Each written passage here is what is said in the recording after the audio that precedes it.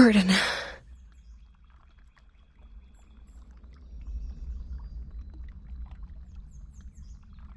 I saw Burden by the storm. No. It's just a nightmare.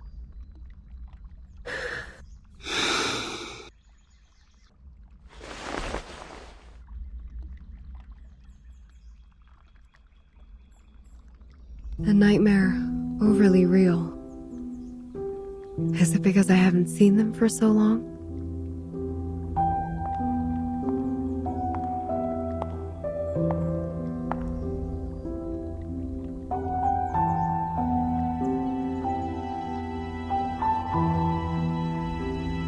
Burton was the first to leave. She said she was going to talk to Madame Z about which department we would belong to. I haven't heard from her since then. Yes. Here are their background reports I wrote for your perusal. Then, Sotheby. Her boredom was swept away by the invitation. She departed in such a haste that her beloved doll was left behind on the carpet. This is Sotheby, a well-educated lady born in a traditional Arcanist family. She comes from an extremely privileged background. Her family had a special influence around the world. Besides, she has limited social skills and scientific knowledge. It will be difficult to assimilate her. Compared to Sotheby, Mr. Apple was apparently not very happy to be invited. When he left, he turned a little green. Mr. Apple, under his modest and gentle appearance, lies a sharp perception by nature. Being so erudite, he always has his own views of our historical intelligence. As far as I know, he remains upset about Captain Regulus's involuntary affiliations with the Foundation. While Regulus has never been truly accepted by the Foundation, she has missed out all the education and training a member of the Foundation should have received. The influence left by the outside world on her is like a banner among the ordinary staff in the Foundation. A banner way too salient. Once the banner was held up, new arguments were raised, and thus exacerbated the factional conflict inside the Foundation. Factional conflict? There ought to be no factions in the Foundation. All of us share one common goal. You should know that well. But the conflict has been there all the time. And it only grows.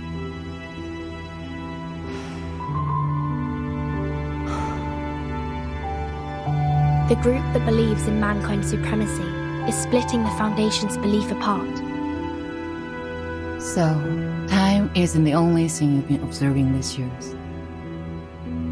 The conflicts cannot be covered by regulations anymore, Madame Z. The storm has been here for 8 years. None of the people who are left behind can shake off the influence it brought. Human technologies are being reversed, while Arcanum is blooming. The unexpected first storm brought more than half of the Foundation's elite members away from us. The number of staff of the House of Integratus and the committee cannot compare with that of their heyday, even now. In order to contend against Manus Vindictae, we have kept absorbing Arcanists from the outside world. However, the dissenting voices have only grown louder. Loud enough to be heard, and have become a faction that couldn't be shaken. The Mankind Caucus. Beyond their control, these new Arcanists only brought fear. They demand an unchallengeable power to make decisions, and a harsher control of Arcanists. Madame Z, I don't want my friends or me to be the sacrifice of this conflict, as we were 4 years ago. That's why you handed in the background reports of those Arcanists as the evidence for your proposition in the negotiation. Burton, what do you want? A neutral, safe, and legitimate place for us. What if I'm also on the side of Mankind Caucus? I don't know whose side you're on, but I believe the future you pursue doesn't end up with the Foundation being split apart by factional conflict.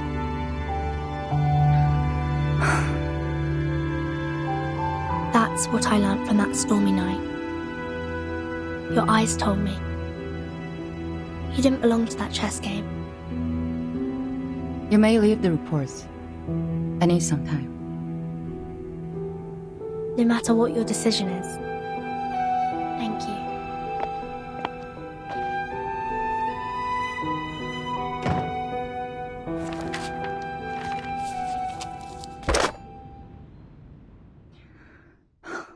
Please put me through Delegate Mark.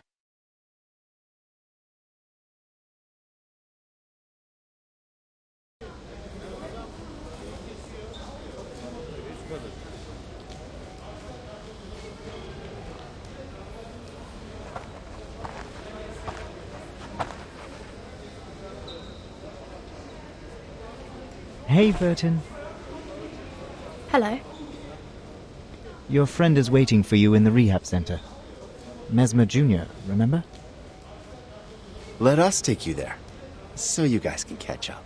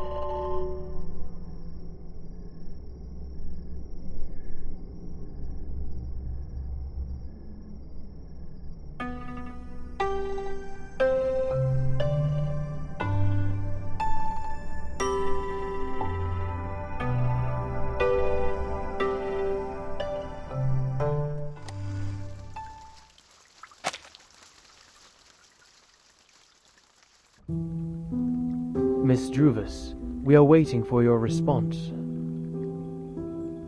Now, I am the last to be invited. Is there anything else that concerns you, Miss Druvis? When will my friends come back? They are waiting for you outside the suitcase, just as we are. All we want is an opportunity to talk to you face to face.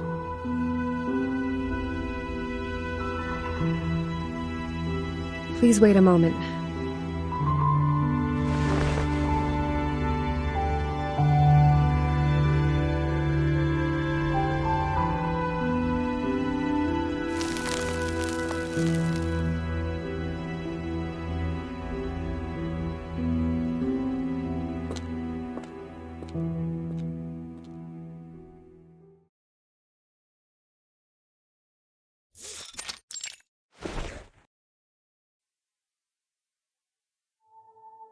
May I ask where we are? The library. A place where people let down their guards. Trust always facilitates cooperation, don't you think? But I don't even know your name. The name is Constantine. I'm the Vice President of the Joint Committee of the Foundation. Please allow me to extend a welcome on behalf of the Foundation.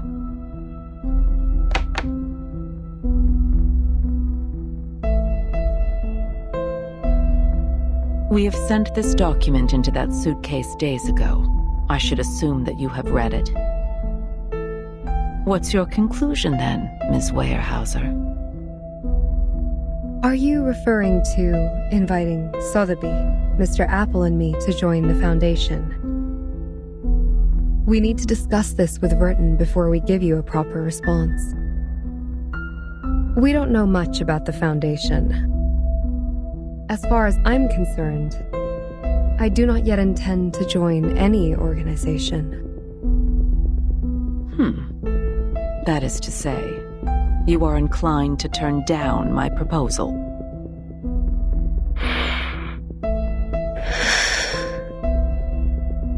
My apologies. Verton has not only been of great help to us, but also saved us from the storm. I cannot accept the invitation without her opinion. Neither can I make decisions for others. Fair enough.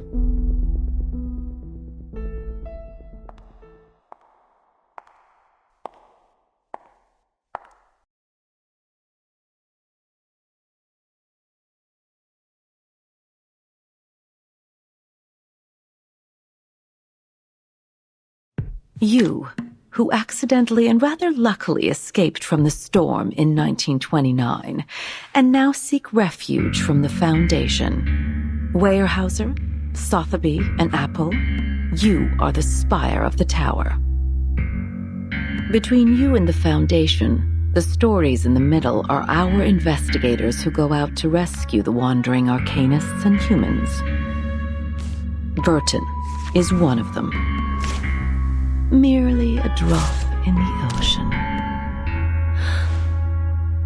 Verton, indeed, is the key to connect you and the Foundation.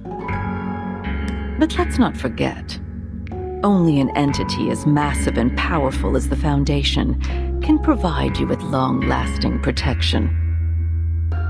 Without the Foundation's supplies, manpower, and technology, even Verton can barely sail against the great tides of history, let alone the ordinary people whose fate is doomed to struggle in the endless hazards of time. Open your eyes and take a look. We are the unshakable fortress you should rely on.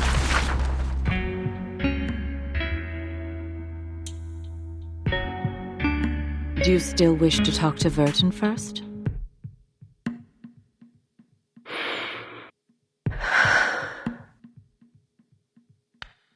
She's receiving a treatment from us, which means she won't make it back by your side before any decision is made.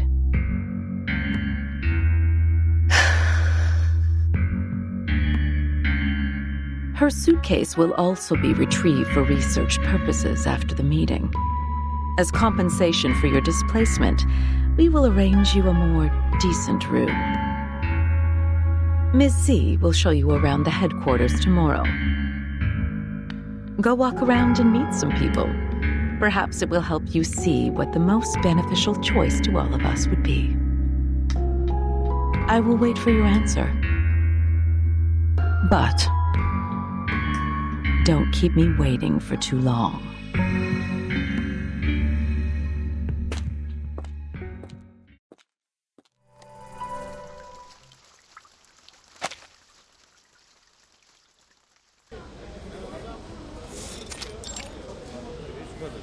Yes, I've received the report on the Chicago office. Well done.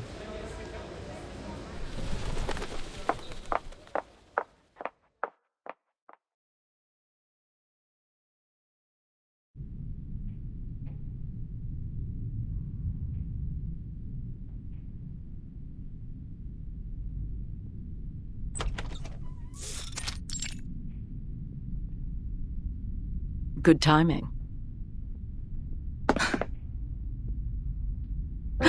Did I startle you? Considering what we've been through together, I didn't expect you to be as surprised as Miss Weyerhaeuser was. Sharon didn't tell me you're here. There's no need to tense up. I told her not to say anything.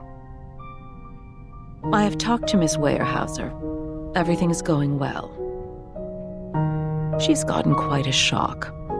That little pale face. Like a stressed cat. She's in dire need of comfort from a friend. What do you want me to do? To do what a good tamer would do. Reach her with a sincere, friendly gesture. Ease their pains, answer their questions, and lead them on to the right path. Of course, most importantly, make them be of use to us, to serve the course of the peace of mankind. I see.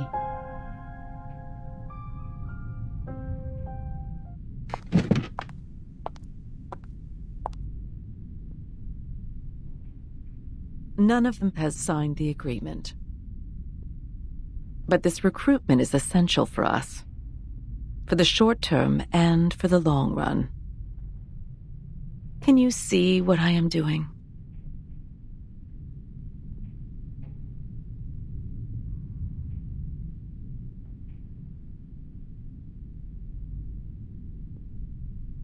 Oh, and there's one more thing.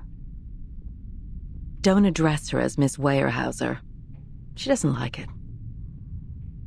I'll take note on that.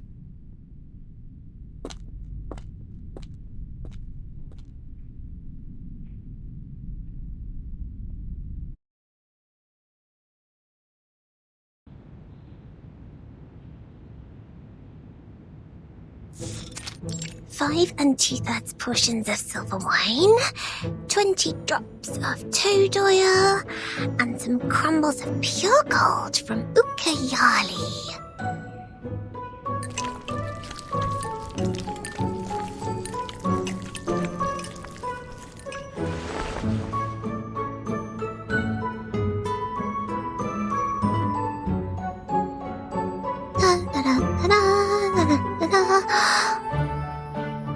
Last ingredient, the burning acid salts.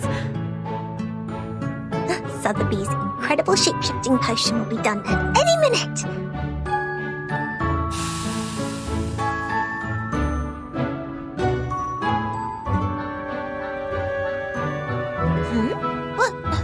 What is going on?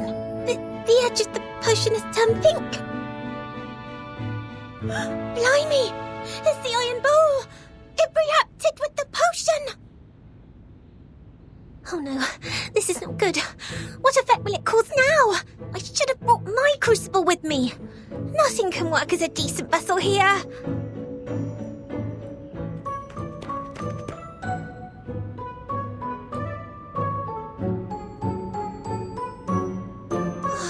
Time is against me. Dinner will be served at any minute. I have to make up my mind now.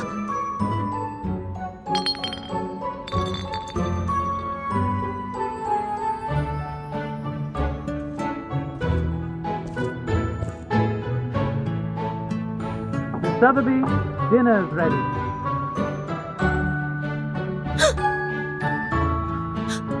Wait! Don't come in! I don't have enough ingredients for another potion. What can I do? This could be the last chance to make it out. Miss Sotheby, do you need help? I am putting on stockings. This is ladies' dressing time, so don't you come in. Just a minute.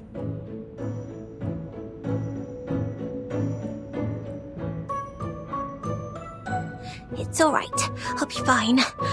I may look a bit different from expected, but it doesn't matter. 3, 2, 1.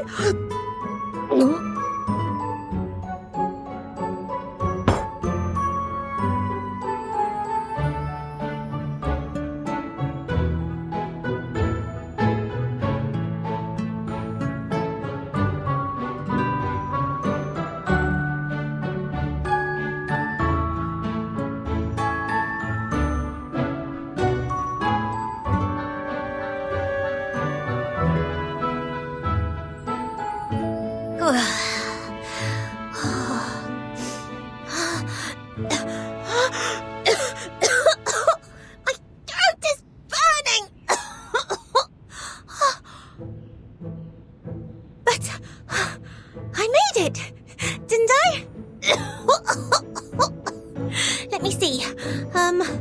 What am I now? A coach rack? Impossible. I was expecting a movable tennis ball. Miss Sotheby? Please excuse me, but I have to open the door.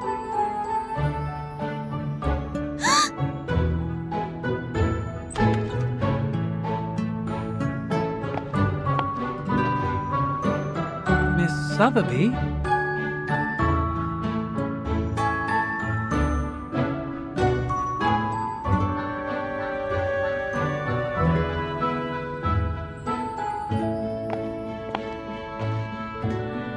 Huh?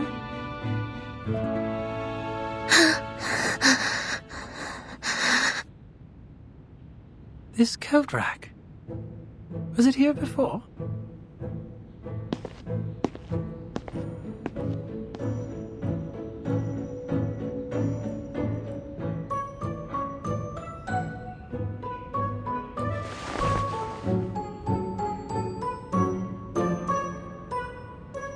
She must still be in the room.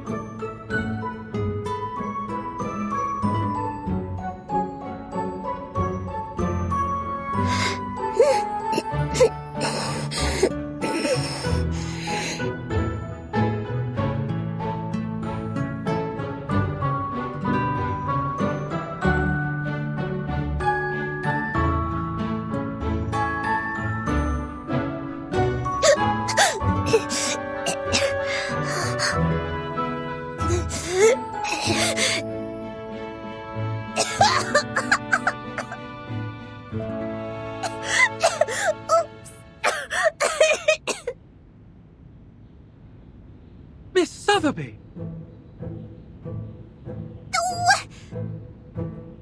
Jump! Jump! Ooh! Ooh! Ooh!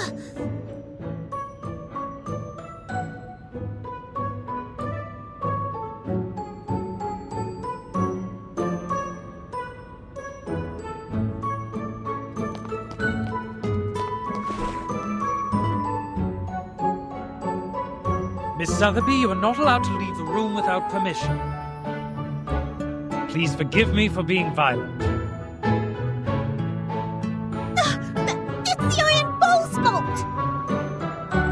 This is false imprisonment! I must get out of here today! Bodyguards! Bodyguards!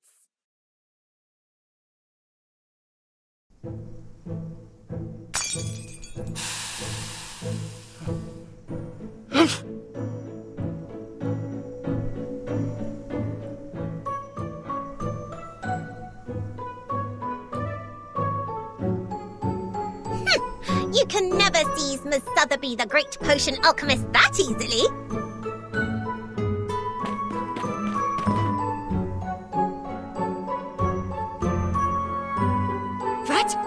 What's going on? What's wrong, Miss Sotheby? Your dress is a mess. Ugh, this room smells terrible. Oh, my body is back! The potion's effect wears off.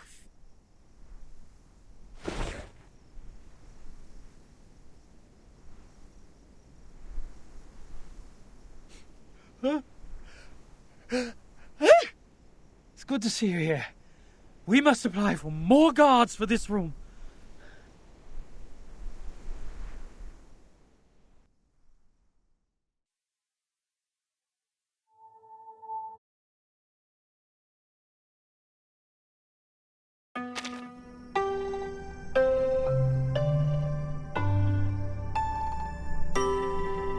You fall back into the crowd.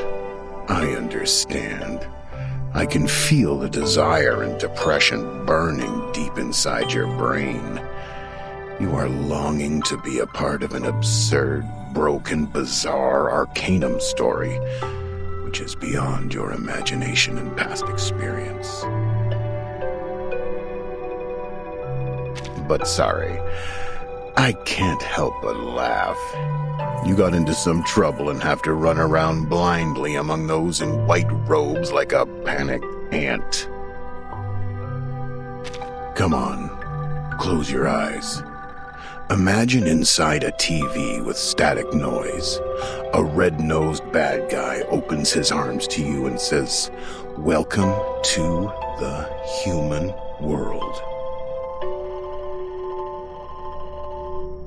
I know, dude. As puzzling as our usual big shots. They stand on the podium with a mic in their hands, and everyone can see their uvula trembling from their wide-open mouths as they speak. Hello, hello. Testing, 3, 2, 1. 3, 2, 1. Comma, comma, comma. Everyone has to wait for what will happen with a full bladder and an empty stomach. Listen, this is not just a world of arcanists. Arcanists, arcanum creatures, and even arcanum itself are but insignificant existence hidden beneath all else. You must learn about those who are in power at the present moment. They live on the other side of the earth, setting rules on the thrones in the scarcely populated wilderness. Much has been done for the Order, for the vision, for the ultimate goal which will satisfy the majority, yet sacrifice the minority. They wage wars and strike deals, building a pyramid that symbolizes supreme power, with skeletons of the commoners. No, I'm not telling a lame villain story. On the contrary, it's a boring documentary about those in power standing between the sky and the earth, seeking the real meaning of fairness and ideals. There's still plenty of time. Go ahead, keep moving, but don't jump to any conclusion. Just make sure you're always on the way, so you will learn more about humans. More and more. Take the microscope with you and dig into the rotten history of those poor little things.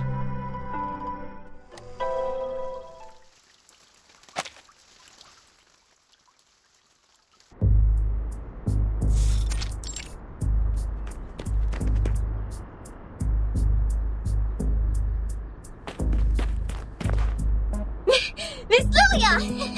You are here! Here you are! Our teacher asked me to give you this and ask you to help us to... what was it?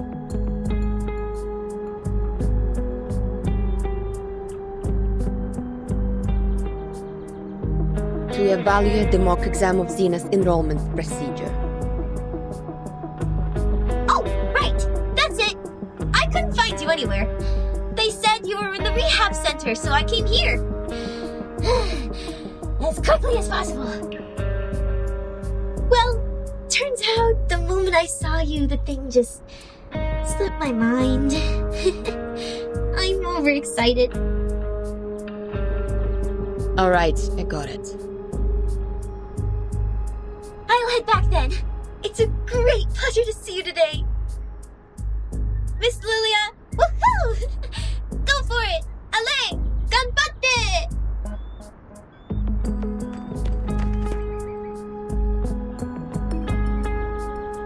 Why go for it, me? Do I look like a stagiaire to her?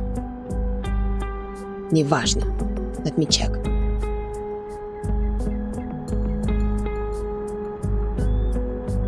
Elevation, 2,500 feet. Mountainous terrain. Dense forest area, good atmospheric visibility.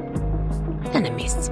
Groups of ground-based wood critters and airborne Elitio species 04. If we were to engage the enemy in this dense forest and fight in close range, our mobility will be largely reduced, and we can't barrel roll to dodge attacks from the ground. But if we pull up and deal with the Air Force first... close enough. Ready to fight.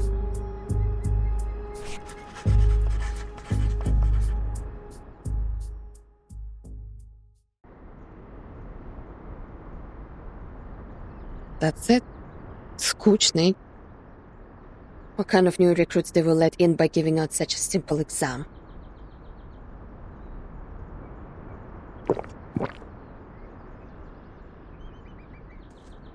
Are you evaluating the battlefield mock exam for this year? I heard Zeno has updated their question bank.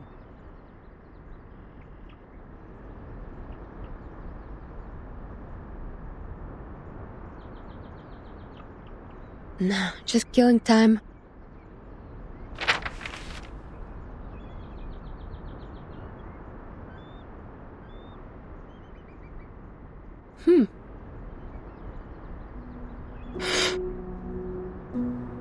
I smelled bison grass. Huh? In your canteen. Huh, right. Authentic Zubrovka. One of the few pastimes I have here. Wanna have a sip? No, thank you. It smells fresh, tender. Like thyme and lavender in spring. I believe it is precious. You can smell things. Fresh indeed. Made in 1929. I'll say it's already about, forget it. I don't do maths.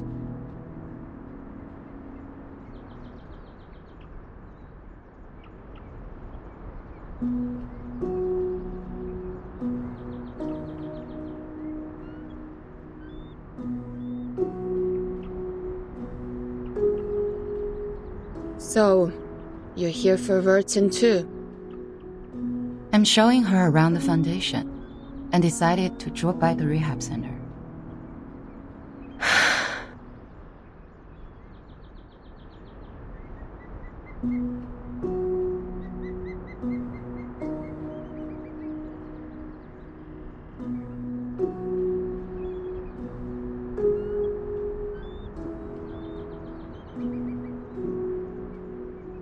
Does she dream? Sometimes.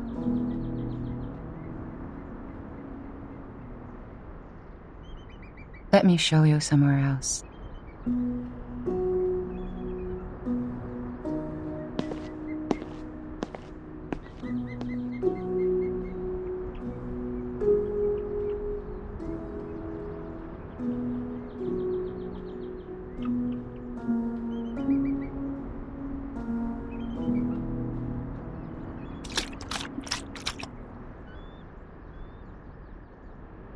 You have a good taste, Bellwether. Never tried the vodka from 1929 before. Good for you to get this in the US, when both alcohol and coumarin were banned. The thing you said about take care of them for me when necessary, I'll consider it.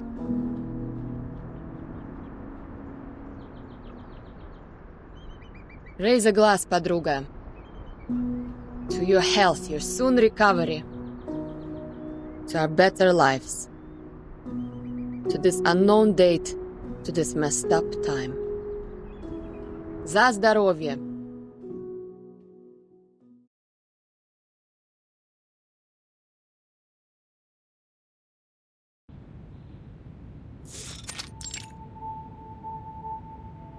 You have a basic idea of this place now. I'll walk you to your room. Is there anything else you want to know?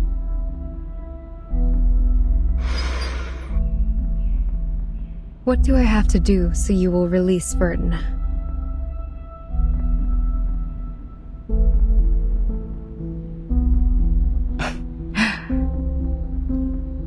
It depends on what you hope to achieve. Depends on us. Is that what you said? Vertin, the person we rely on, is being hypnotized in the rehab center.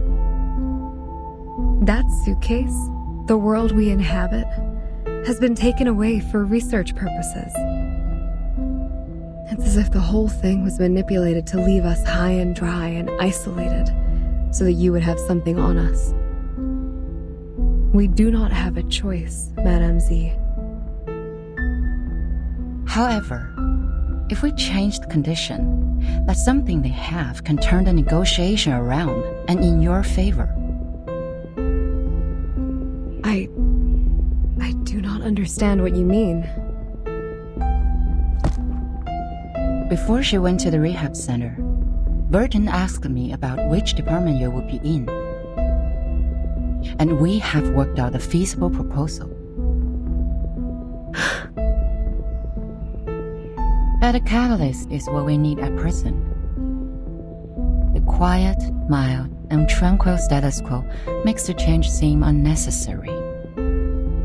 A proper gust of wind will vitalize the wave of change and push it to the cusp of revolution. You mean... But it is risky. That's true. I cannot give you any promises. But a fixed pattern of management will only impede the development of everyone. I hold the same idea as Verdens in this case. Or, there is another path in front of you. Sign your name and become an official member of the Foundation.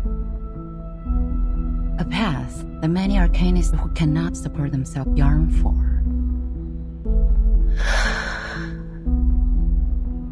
So, you are not inducing me to join the Foundation?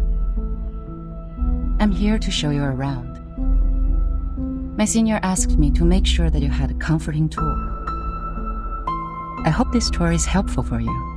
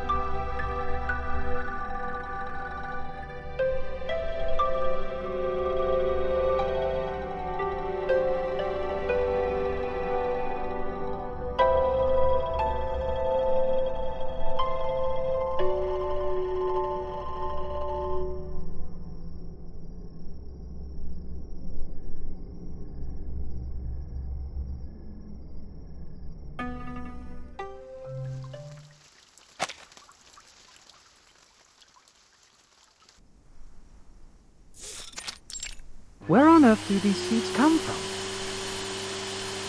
They're stuck in the crevices. Can't even get them out with the gravity vacuum cleaner. It's like they're rooted. They weren't here until a few days ago. I heard some of these seeds were also found in the rehab center, but the staff there got rid of them in no time. Bloody hell. It looks like we have to dig them out one by one with our fingers. Gotta get it done before the inspector's here. Seed? What seed?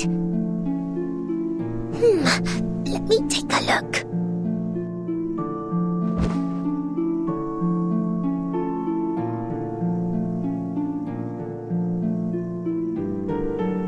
Oh, I can't see anything. I'm so bored. Do I really have to sign the agreement to get out? I haven't discussed it with anyone yet. A fair lady always thinks it through and reaches an agreement with the adults before she signs any document. Mr. Carson has said that hundreds of times. It must be vital. Oh.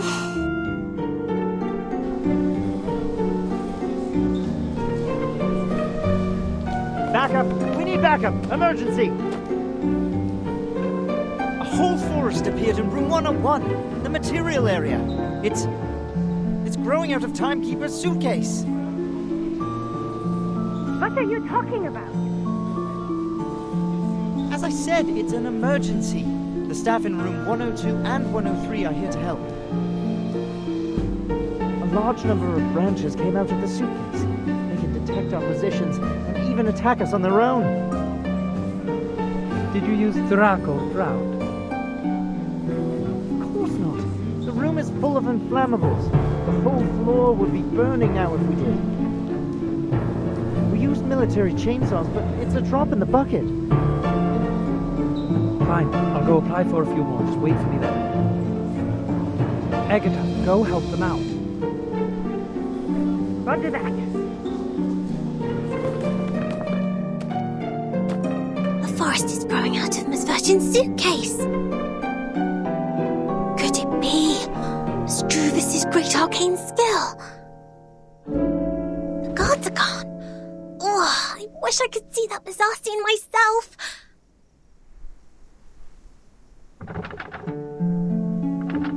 Huh? What's that strange sound?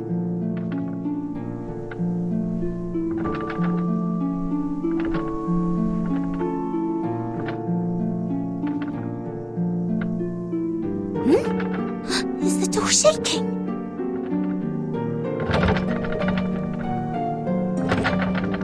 No, something is coming in.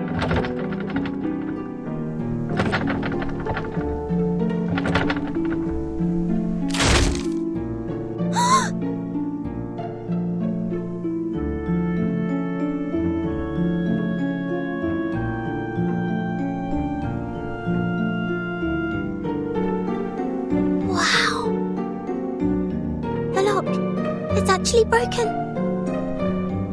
Which means I'm free to go! Hooray!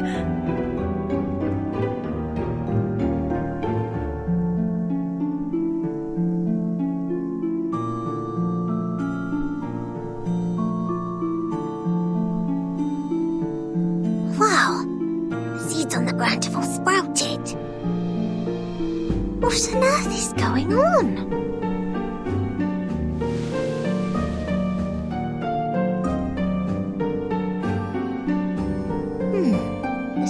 Have the same colour as the crevices. I would have missed them if I didn't look carefully. Such a slender branch actually broke the lock. How marvellous! You are Miss Sotheby's hero! Hey! How did you get out?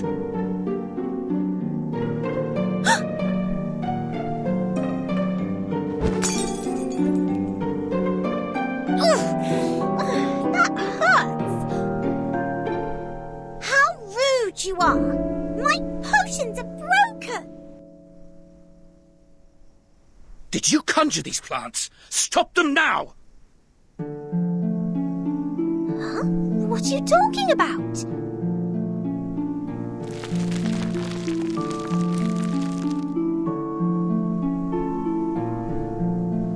Oh my! It's like quick growth potion for plants!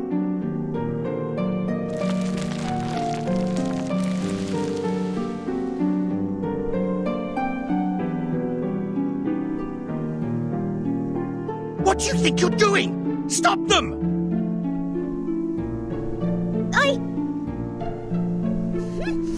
No way!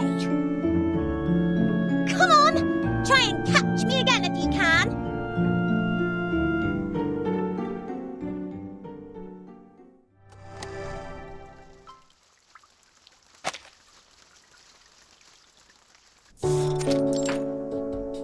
All right, here are 30 cans of Dr. Pepper, 20 bags of Happy Wedges, 11 bags of Bigfoot gummy, and a bottle of insect repellent for plants.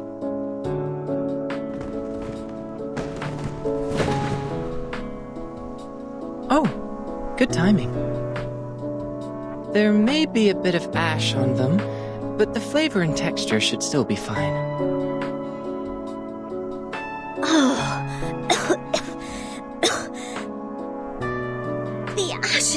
Me. That's way more than a bit. I can't just carry them with me in broad daylight. Do you know how many procedures I've gone through just to pay you a visit? But how come you're locked in the same room? Since when has the Foundation become so benevolent? They would like Captain to guide me to the right path, to join the Foundation. After all, Captain was already a member of them. but I don't feel any difference in the benefits I get. At best, I could contact someone from the outside. And you're here. So, Texas Hold'em? That's not what I'm here for. I've shown you the storm records these years. So, did you find anything? You call it a record, but it's so brief that it only has start time and duration. I can't tell any pattern from that. This apple believes that the storm, which happens randomly, does not conform to the self-adjusting nature of the universe. Self-adjusting? Oh. Is that the theory you mentioned before? Something like, there should be someone who intervenes or improves the system in order to reduce the growth of the instability of the universe? For example, if the universe is a mooring rope, no, a bunch of ropes, there has to be a sailor who pulls the ropes to keep them in order, or something. Sounds like the cosmology from centuries ago.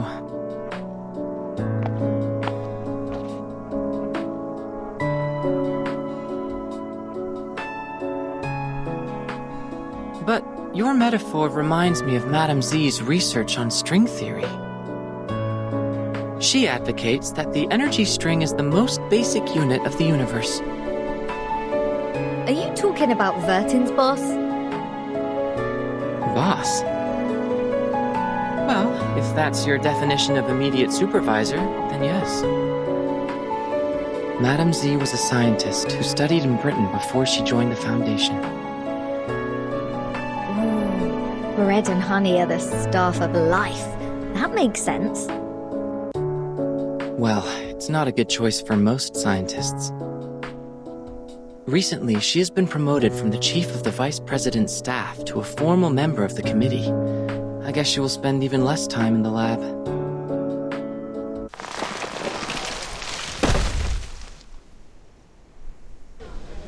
Ugh. The whole building shakes. Did something hit it? Let me see.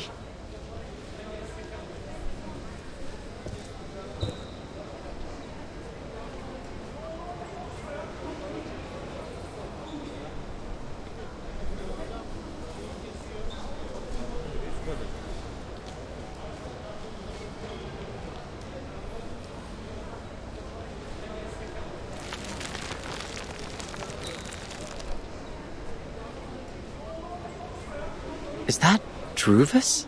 And Sotheby?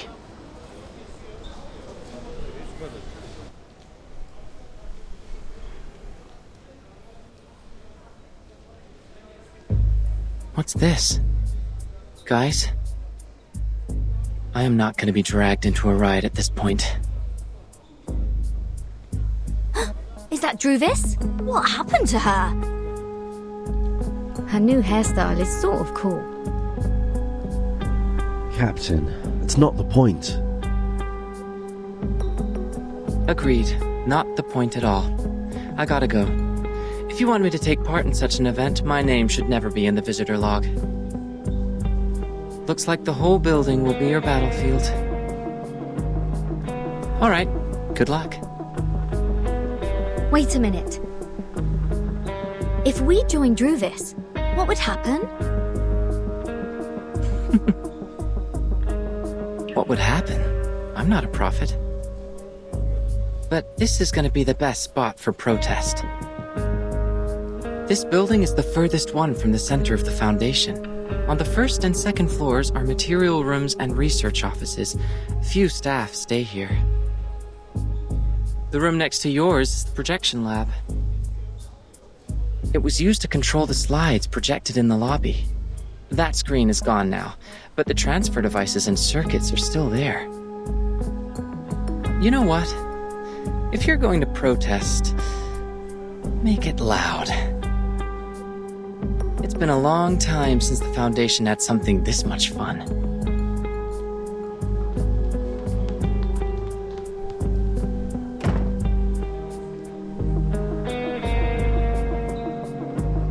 Mischievous, is Vertin having a fight with the Foundation?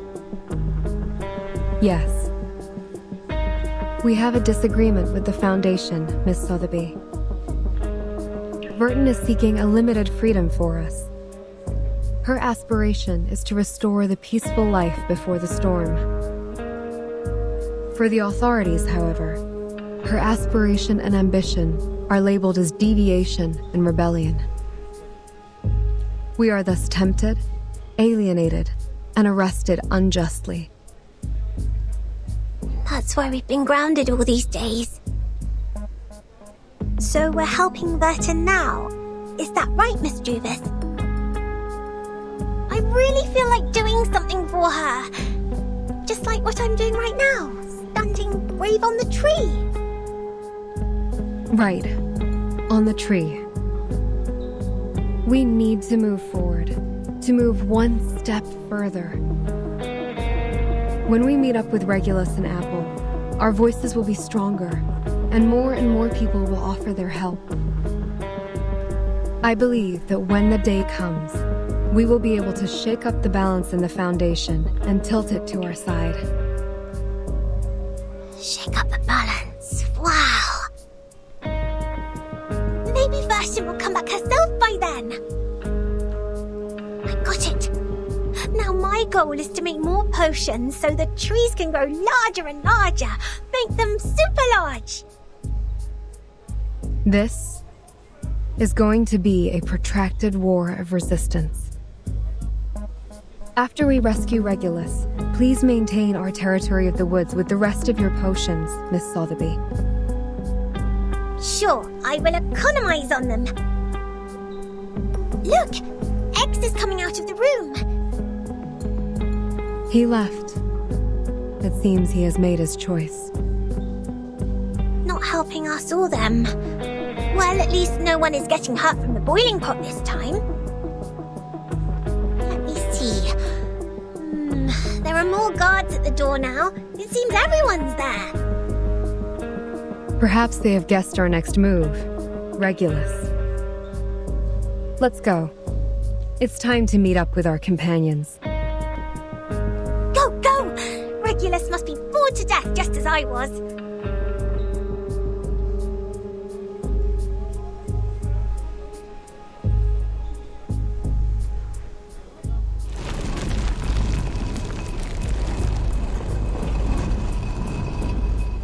Watch out! Incoming! Everyone, get ready to engage!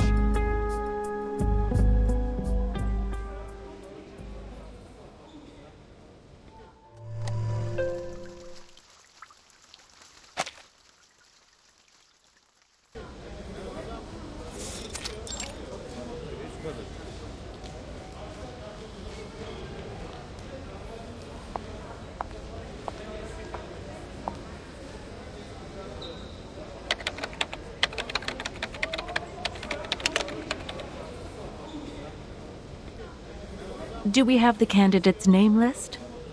Show it to me. Yes. Please wait a minute. It'll be prepared right away.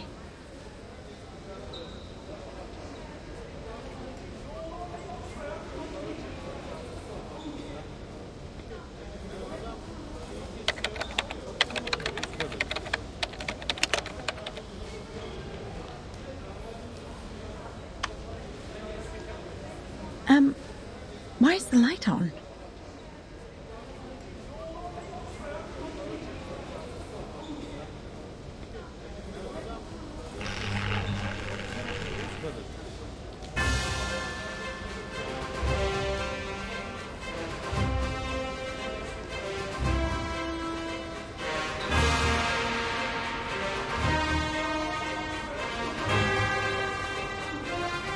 Warning! Warning! Everybody listen up. We have taken over the Foundation. Our demands are: release us, set Vertin free. You have 3 days. After that, we are...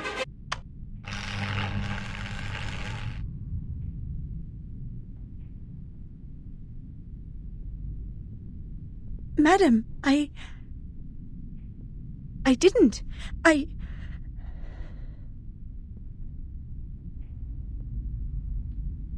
What's the matter? Something wrong with the printer? No.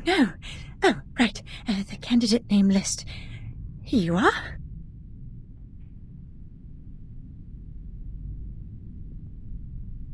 Thank you. This is exactly what I need.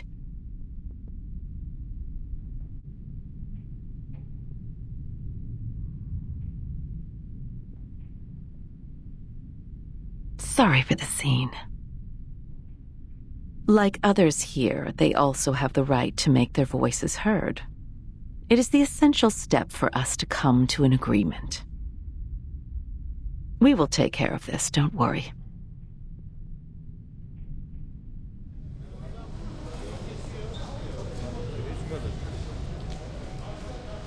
However, perhaps we should stop using the old projector. It may lead to accidents, don't you think? Understood.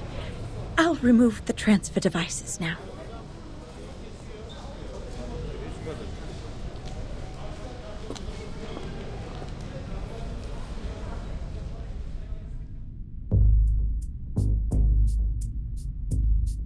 Oh, bloody hell! How dare they cut off the power? This pirate has so much left to declare. Wimps, cowards, hypocrites! Here! I can't agree more. It is very rude to hang up before others finish their words. This is not telephone, Miss Sotheby. But of course, that's not the point. No matter what, we've communicated to them the most crucial requirements for negotiation. I'm sure they will respond to us properly. I just want to take the chance to show our attitude.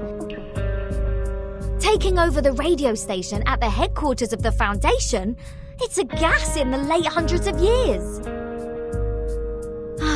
It would have been perfect if we could have another "you can't win" to close it out. We could look around here to see if there's other broadcasting equipment. However, this apple does not recommend frequent provocation. Right now, it's more important to patrol the surroundings in case we are ambushed by the guards. Miss Druvis is forming abatis alone downstairs. Perhaps she needs our help. Fine, you have a point. This pirate has decided to put off the plan to liberate the Foundation.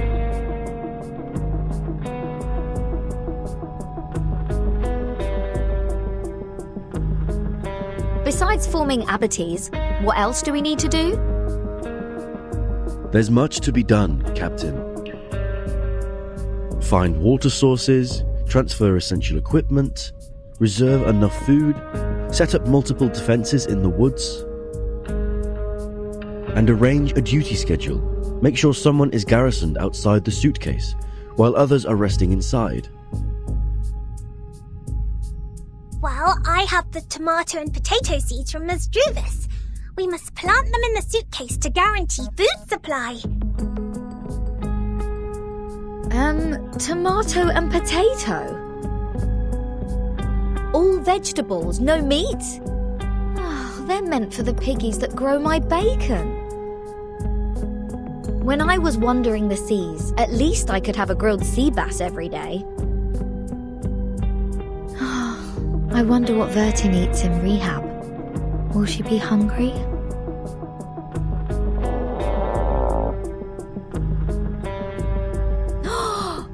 Almost forgot about the goodies, Accent.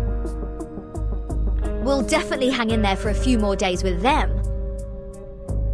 Sotheby, Mr. Apple, you go downstairs first. I'll meet up with you once I bring the box down there. All right, we will meet you at the entrance. Stay safe.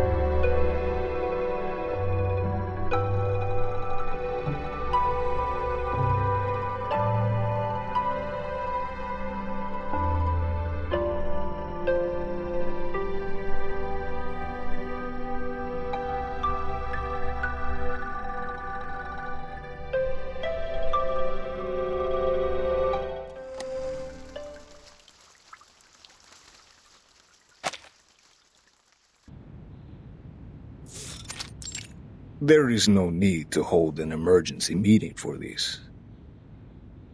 Such declaration of war without tactic or plan B is typical example of Arcanists' behavior. The area they controlled has no value at all, no matter in terms of the size or the influence. Well, the administration department has not taken official actions yet. I heard the plan was to dispatch a team to escort them to the School of Discipline. Problem solved then.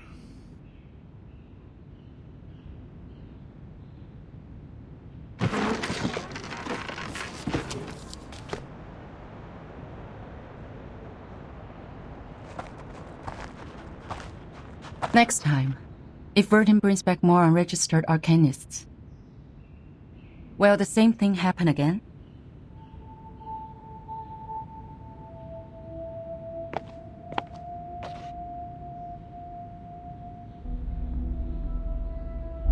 I don't understand. It's not a shame to join the Foundation, is it?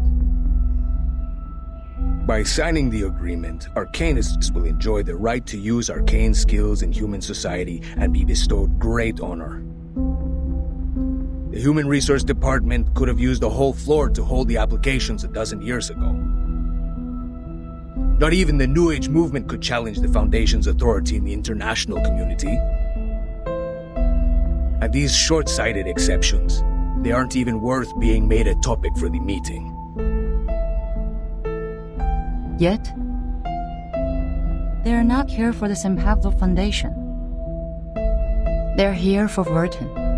They choose to follow her out of their own will, because of their admiration for her. That is the essential difference between them and our former recruits. You mean it's not important at all for them to join the Foundation? I'm afraid so. But we can't expel them. We both know that the Foundation now requires new members to form a stronger force.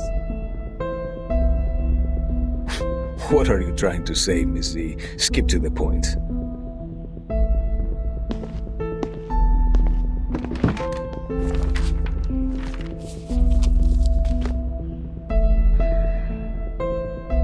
Today, the House of Undercurrents has resubmitted a revised draft of Storm Reformation, Manpower and Discipline. I think it's time to decide if this draft can be adopted and then start a debate.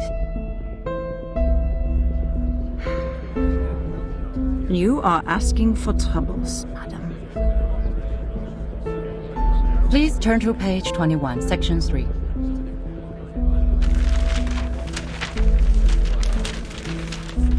External personnel recruited by the Timekeeper should be placed within the Timekeeper's department. The Timekeeper has the duties of education and discipline to them, and should be responsible for their follow-up behaviors. Personnel within the Timekeeper's department, subject to the Foundation Staff Code, will take orders from the Timekeeper and are not required to take direct orders from the Foundation. This section allows those unregistered Arcanists to have more autonomy and develop a stronger sense of identity as a part of the Foundation. Meanwhile, by giving orders to the Timekeeper, the Foundation still has the military right to deploy them. It can solve the current problem. Which means we will be working with some uncontrollable mercenaries. I'll say it's the reserve service for wartime. It's not going to work. What happened when the Arcanists were not under control? Massacres, tyranny, endless revenge. History is nothing but a sewer to them, where they vent their excessive energy and deceive those in power with a speech of ignorance. The reality has proven that.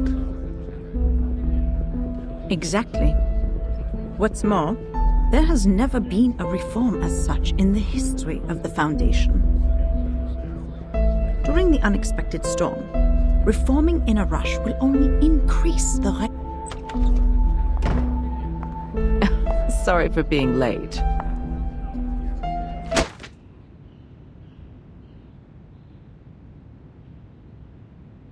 Quite a heated discussion. I can see you all have a great interest in this draft proposal. Hope I didn't miss too much.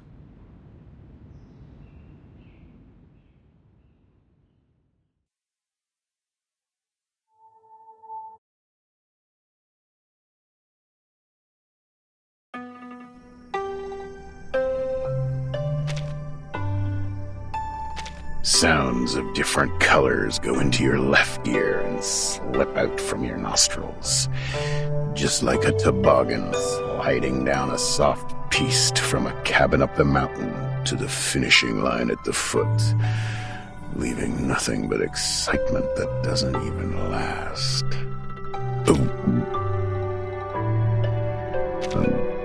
What did you say? I got bad signal here. Oh, bad signal indeed. I mean, I may be different from all of you, but I have a conscience, okay? I never talk shit, that's the bottom line. What I said were all felicitous hints. I'm sure you have noticed it. Between the glacier and the valley, between the snow mountain and the lake, stands a great building we're all familiar with. Close your eyes and feel the patterns of interlaced gray and white. The flow of the building, so balanced and symmetrical, is like a sophisticated symphony with beautiful melody. That may be your first impression of the Foundation. After that committee meeting, however, all I could see on your face was a terrible mess, like it was licked by a terrier which had just finished hunting. What the f*** are they talking about? Who can explain their relations for me? Good question. In this lonely, whirling, dark universe, I'm the only one who is willing to tell you all these stories on the cold bench in the park. Countless. Oh man, you gotta understand. An international political institution with great ambition is bound to make troubles, and make up for them. The House of Integratus and the committee are in charge of lawmaking, not just in the Foundation, but in countries and even in the global society. Any affairs related to the human arcanist relationship will be brought to their table, and they will handle each of the affairs with their properly manicured but muscle-torn hands. Through the folds in their brains, people set this reasonable rule. Delegates of the House of the Integratus are elected to take responsibility for their constituencies. As busy as bees, they submit countless proposals to the committee every year. Then the committee will choose one lucky proposal and send it to the next step. All the committee members would gather to debate and vote for the proposal, like what happened in a medieval fair. Many would show up in the fair. There would be political parties, a moderator, dozens of expert groups, each with a different standpoint and goal. It's like a mental boxing modern version. We will have to wait while listening to the war of words. After dozens of days or even months, we will finally get to see who wins the championship belt. After this stage, the final result depends on the White Marble House. They seldom express their opinions, but they will, sometimes. Oh, yes. Look how polite you are when you ask that question. Like I'm some high school student working part-time in a mall selling local socks to you. And I'd be very nice and tell you, of course. We must not ignore the other administration departments of the Foundation, as well as the headquarters' poor branches located in different countries, and the humanitarian school of primary defense of mankind that works like a poorhouse. Remember, the Foundation is managing the whole world. Of course they need some rules that are hard to understand. So the wise will be wiser, and the silly will be sillier. while those in the middle will show an innocent smile when they die. Humans are experts on these things. My stupid arcanists, don't just complain. Learn to see what they are after, okay? Catch the unspoken drifts between the lines, so one day you will understand. Life is like a ride on the toboggan.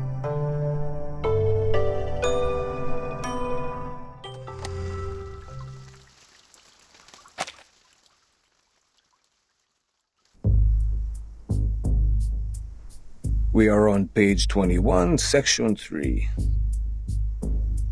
Ms. Z insists on adopting this draft.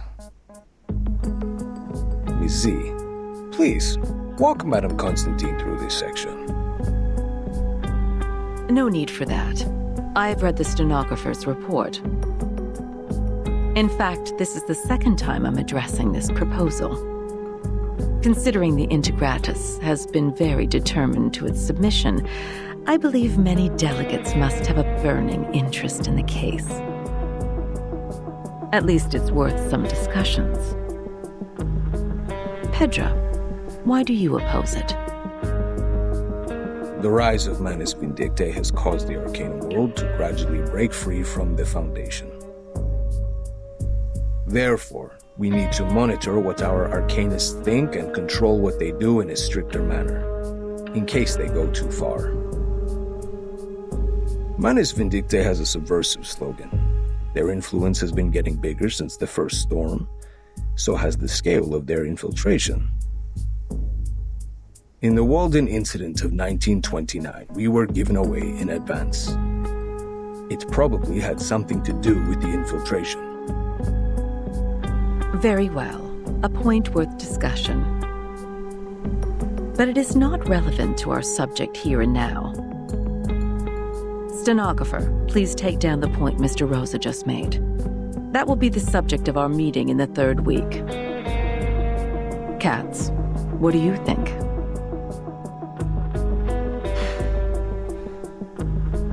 The expectations of our constituencies are on our shoulders. Fear of the Arcanists has grown due to the attacks by Manus Vindictae in many regions. It's not ideal for us to implement the peace policy and promote the arcane technology. To maintain the Foundation's reputation, we have to start with the registered arcanists, strengthen the regulations, and show the public that arcanists are reasonable and trustworthy. That is why I am opposed to the draft. Inspiring.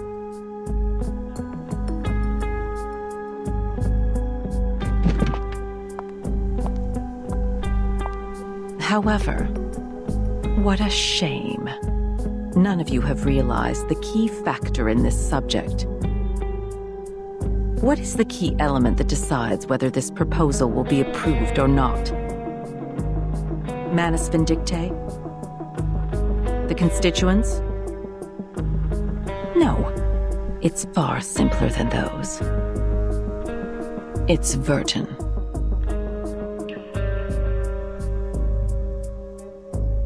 According to the proposal, Verton will become the only tie between these unregistered arcanists and the Foundation. As the number of Verton's field missions increases, she will inevitably get in touch with more and more unregistered arcanists. That is to say, outside the Foundation's jurisdiction, a group of people is getting stronger each day. An armed force. Her attitude towards the Foundation will be the key to all the issues. Virgin received her education in SPDM from an early age. She has a clear tendency. Yes, that's what I think. That's also why I have asked someone who can provide a valid argument on the issue to join us. You may come in, Sonetto.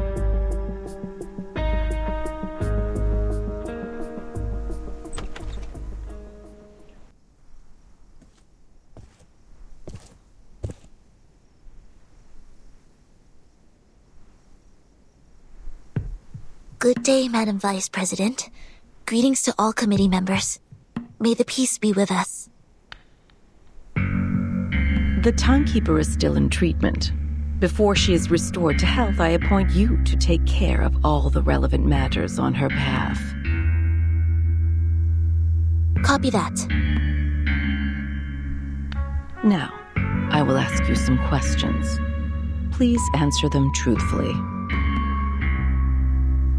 Clear.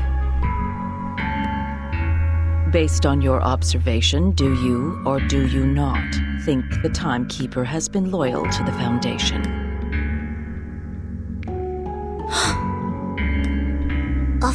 Of course.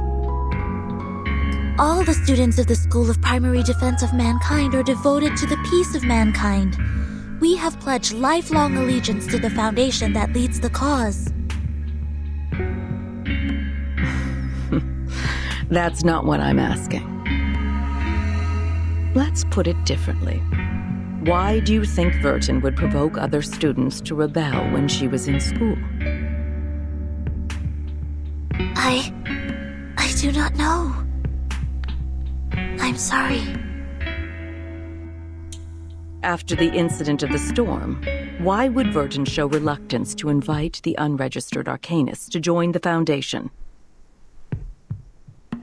Because, At one point in her negotiation with the Manus Vindictae, Verton has agreed to join them. What do you think her true intention was?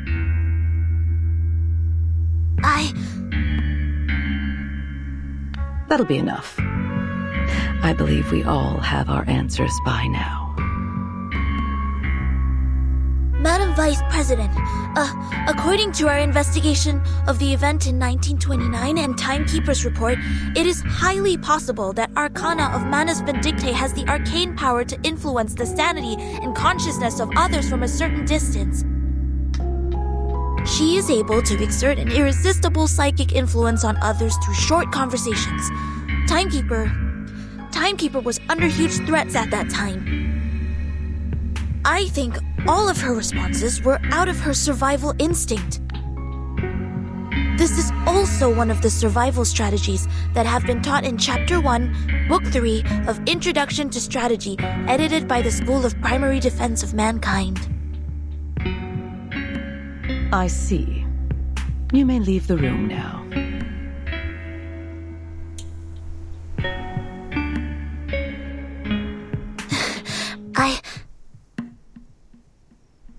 We appreciate the information you just added. You've always been an excellent student. We are very proud of you. Now, it's time to leave and rest. Copy that.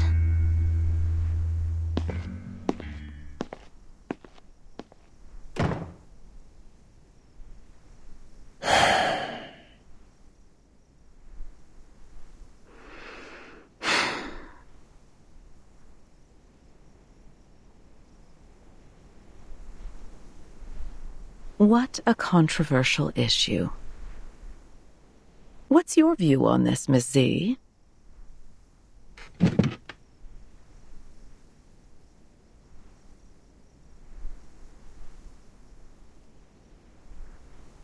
In my point of view, Virgin does have doubts about current system. But doubts doesn't mean disloyalty. In fact, if we want to further expand the staff to contend against the Manus Vindictae, we need flexible management. Apply customized standards to arcanists with different backgrounds and different training objectives. Through this, not only can we remove the doubts of Virgin, but also ease the tension between the Foundation and other unregistered arcanists.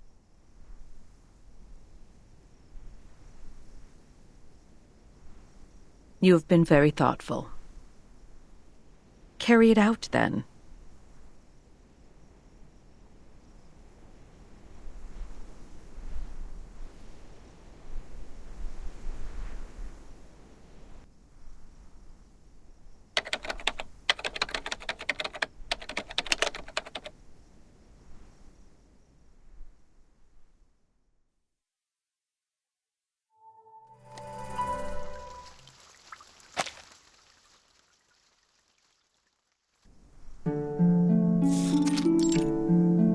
table de divination en argent, soie blanche, perles trempées dans de la rosée du soir. De quels autres objets occultes ai-je besoin? Bien, voyons voir quelle quantité d'encens et de myrrhe il me reste. Super, c'est juste ce qu'il me fallait.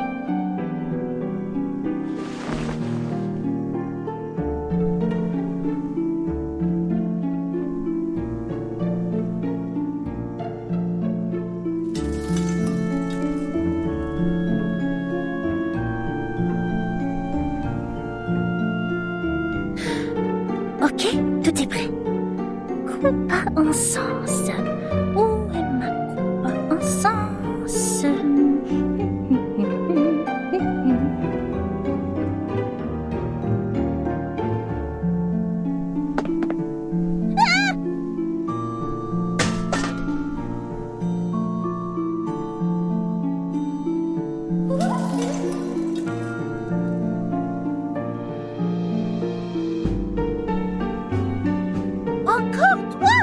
Petit lutin divinatoire!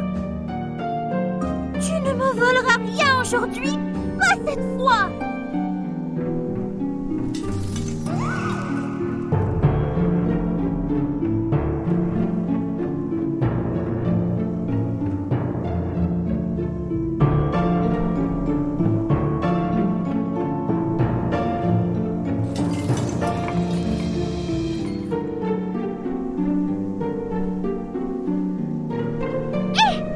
T'en vas-tu avec mon pot? Reviens!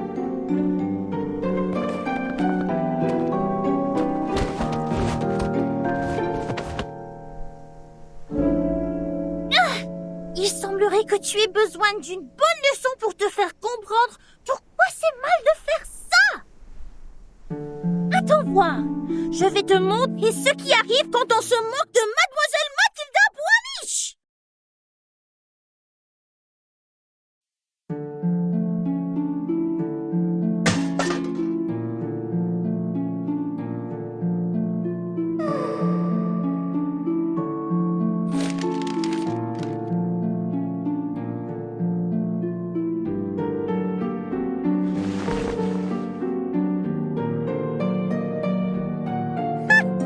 Rira bien qui rira, le dernier. It's me, me.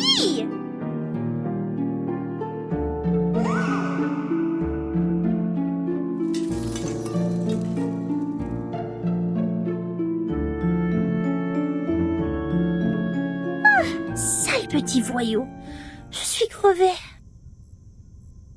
Il est tard. Oh, Dieu merci, je n'ai pas loupé la marée haute.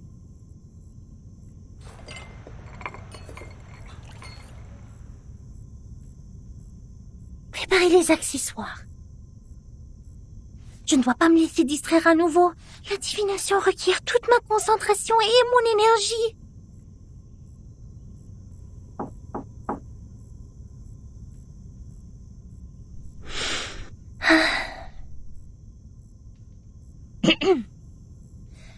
La marée haute causée par la lune sera bientôt là.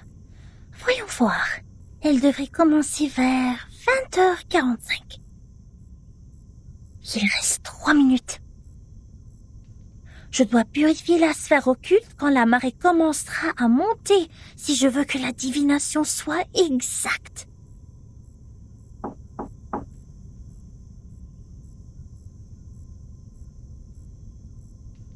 Allons. Calme-toi. Voici le moment clé. Qui que ce soit, je ne dois pas être distraite. Bon, concentration. Yeux fermés, bien concentrés. Imaginons mon corps montant et descendant au rythme de la marée, béni par la lune.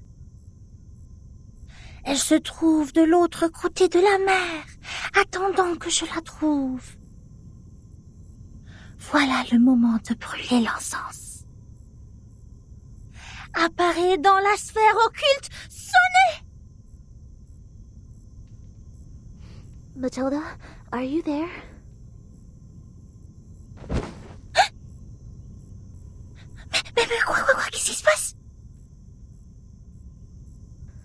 I'm sorry, but I think I heard your voice. I need to ask you a favor.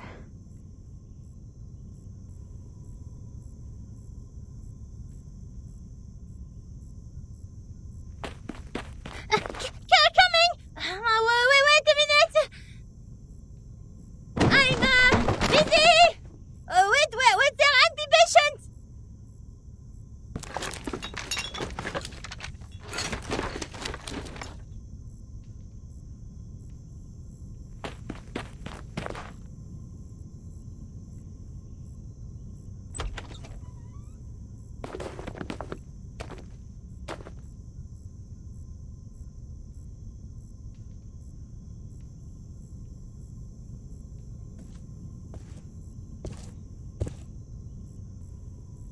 Now, tell me your request. What brings you to the bright and intelligent Mademoiselle Boisnichel this time?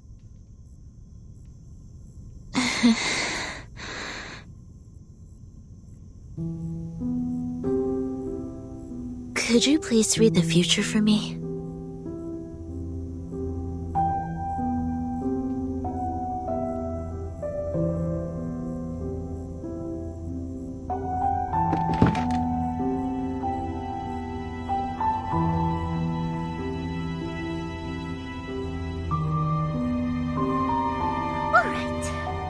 It's a good time to ask the moon for help.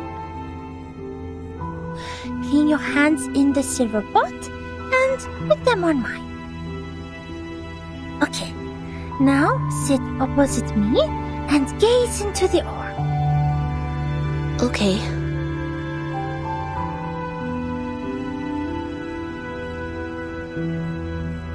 Are you here to confess, to interpret a dream, or to seek the prophecy of the crystal? I am here to confess, and to seek the prophecy. Tell me about the vision in your heart. The vision?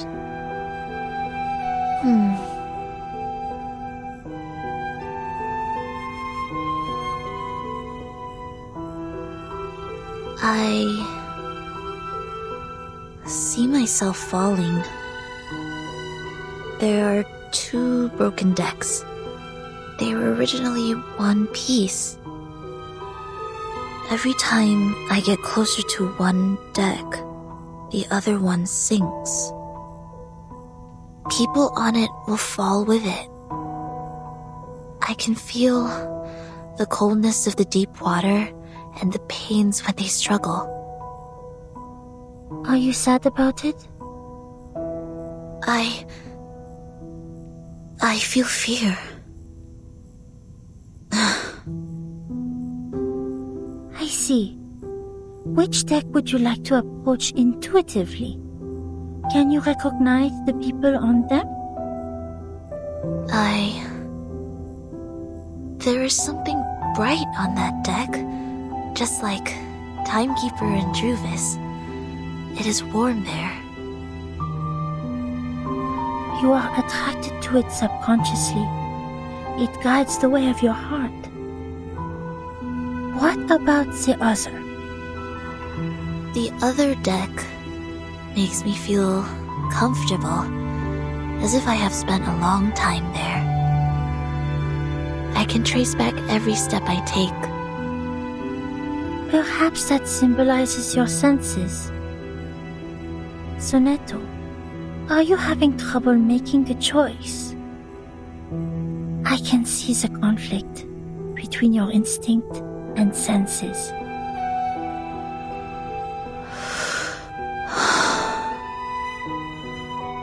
I heard you attended the committee's meeting today. Anything happened? I said something wrong. I was not properly prepared. I was unable to help Timekeeper and Druvis. Instead, I created a deeper misunderstanding. What choice should I make to resolve their conflict?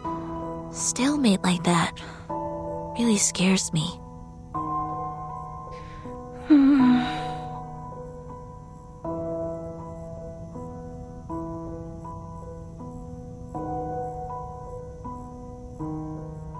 The bright deck seems closer and larger.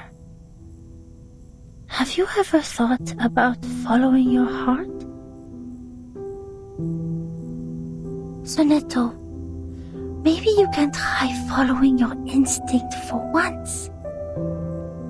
Maybe something unexpected will happen.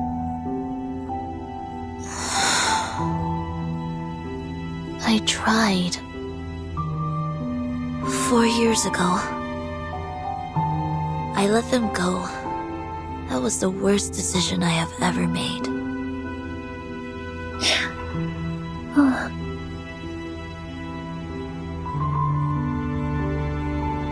I am ready. Please tell me the right choice. Okay.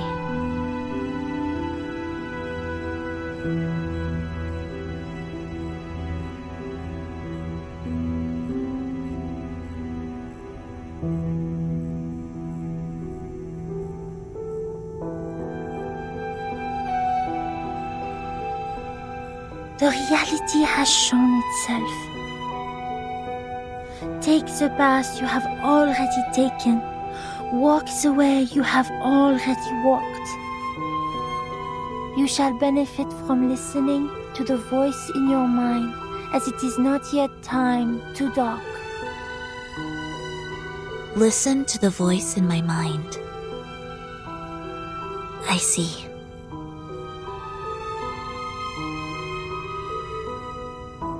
I should not have hesitated. Thank you, Matilda. Your divination is very helpful. My mind is very clear now.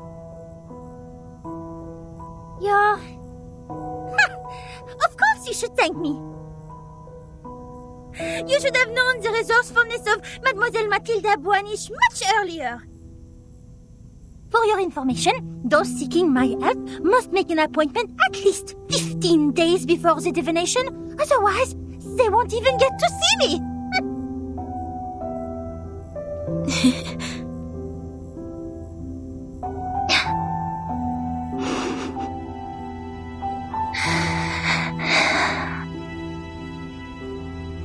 You were very serious during the divination. Even your tone was different from usual. However, I am more familiar with the way you talk now. It reminds me of our time at school.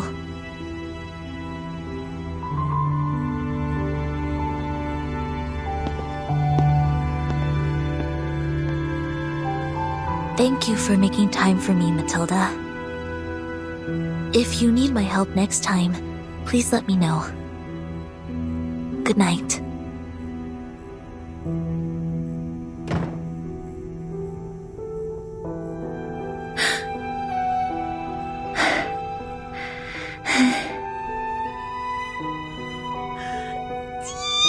Mon cœur. Ah, mais qu'est-ce qui s'est passé? Pourquoi elle était là? Pourquoi elle était là?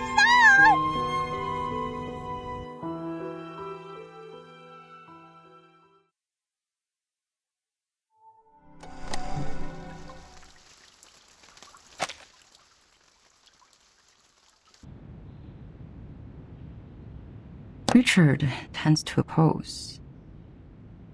Gloria tends to support. Black Agate tends to oppose. Uzo, neutral. The situation doesn't look good. Do you have any news, Mark?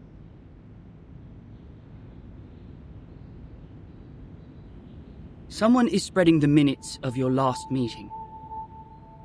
I didn't get any direct evidence, but apparently every voter has read the anonymous minutes. The topic about Vertin. It has become a great disadvantage to us. Double envelopment. A 4.00 approach. No wonder they let the draft go through so easily. To reject the draft during the committee meeting does not actually address the real problem. The House of Undercurrents can still resubmit the draft during the next legislative session. So she is planning for the long term. To bring down the voting stage and make it a plan that is totally abandoned. I'm afraid so.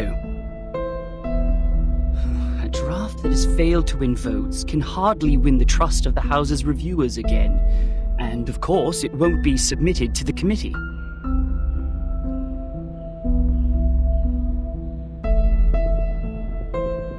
Did anyone make any actual move yet? Not yet. The minutes only changed their preferences, but the number of those who have taken a stand still remains the same. Just as I expected. This draft is not about Verton, but a promise to the future, about how to balance the benefits between different interest groups. To reach that, we need to meet the expectations of those groups who have a need for flexible management, and also appease the conservatives and not shake their confidence in controlling the overall situation. Actually,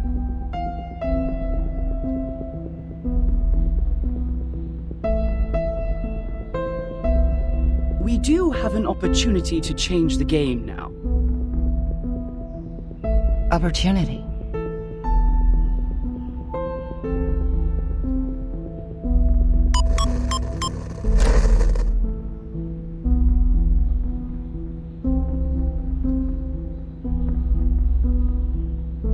I hereby challenge Delegate Mark Hall to a public debate on the revised draft of Storm Reformation, Manpower, and Discipline. This draft of his will bring unpredictable risks to the Foundation, yet Mark himself seems completely unaware of it. I believe it is necessary to make such risks public in a legal way.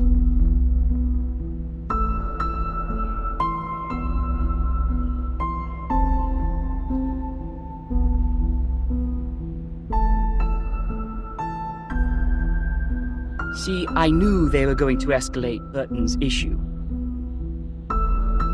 You want to accept this challenge? All the internal media are reporting the news. If I step back, they will definitely humiliate me and take advantage of the public opinion to undermine the draft. Mark, that's a menacing move.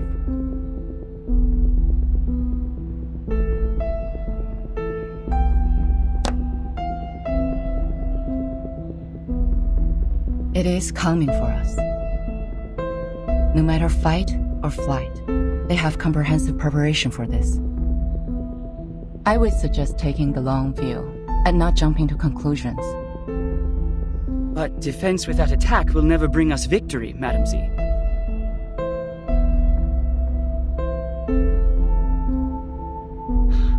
I've always wanted an opportunity to defend the draft in public. Concerning the questions they implied about Verton, I've collected more than enough cases to refute them. Misleading questions twist people's opinions. It's time to tell them the truth.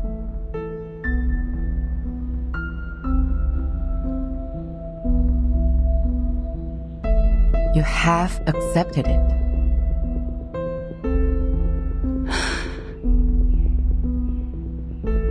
Was it in front of the media? I was there when Pedro challenged me. So were the media. Well, I don't think it's going to be a complete mistake.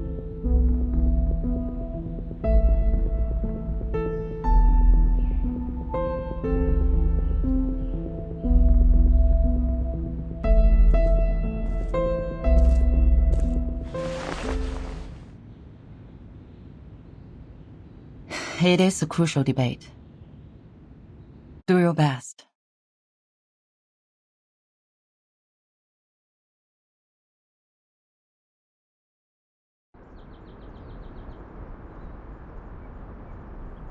You don't have to come along with me. I'm here to repel the pests in the woods. It's part of my daily routine. Thank you for your kindness, Miss Drubis. It is fun to stay in Miss Burton's suitcase, but I really feel like seeing the world out there. By the way, the pests you mentioned, what are they? I've heard of a kind of giant worm called the tatzelworm. They live in caves, about 2 to 5 feet long, and their heads are like cats. Be very careful if you see one. Both its skin and breath are toxic.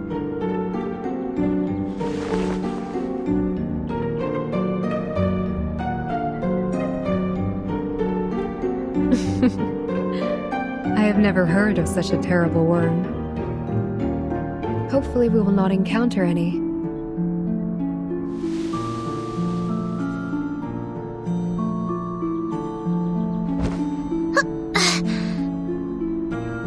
So, what are we disinfesting this time? Oak processionary moths. Perhaps a few gray squirrel cups. It's not enough to only rely on potions and arcanum to keep the woods in peace. Oak trees reside here, and everything will change with it. Animals that live in symbiosis, fungi that depend on each other. All of them will embrace diversity by the day.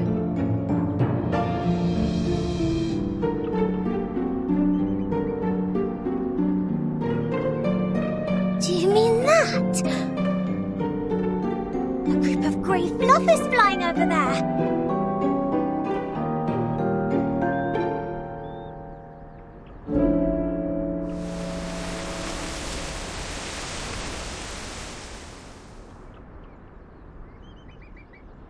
A swarm of oak processionary moths.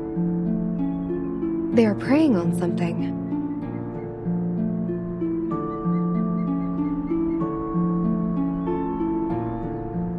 Miss Druvis, let's help out right away!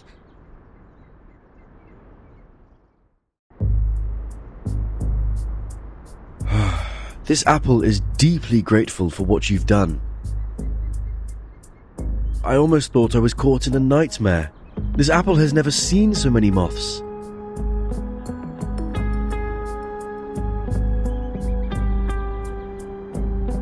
Ugh, this apple is going to have PTSD from insects.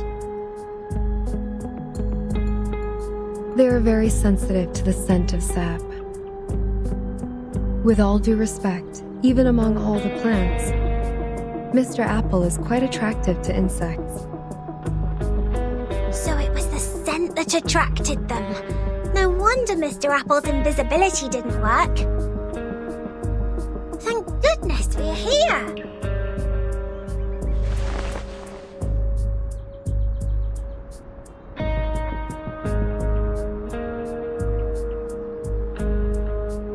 Mr. Apple, did you find out anything? Yes, Miss Druvis. I brought something insignificant. As we planned earlier, I disguised myself and reached the office building next to us. There is a device to detect arcane power at the entrance. However, this apple pried out what we needed from the guards. What is it? Did Ms. Burton win on that voting list? Sadly, not yet. It's not time for a formal vote. Everyone is cautious and remains neutral. Apart from that, there are some rumors in the Foundation. They are not very favorable to Verton. Rumors. It sounds as though the situation that Madame Z handles is more complicated and volatile than I thought. However, the votes have not been lopsided under such bad circumstances. Perhaps that means the Arcanists who share our aspirations are not in the minority. That said, I'm afraid we are starting a protracted war, Miss Druvis. Yes, I know. I've taken inventory of the supplies. We can still hang in there for 4 weeks and a half. Although they have cut off the water and electricity supplies in the building, we can still live on the resources in the suitcase for a while. There are fewer guards destroying the woods, probably because the abattis works. What worries this apple is that if the procedure to finalize the draft takes more than 4 weeks and a half, we would then survive by gradually shrinking our territory until Madame Z's draft is officially approved. We have chosen the thorny trail, and so we are destined to burn our boats and never look back. Burton. She is worth fighting for. For this point, Captain and this apple have absolutely no disagreement. Then this apple will keep scouting around for updates so that we could respond in time.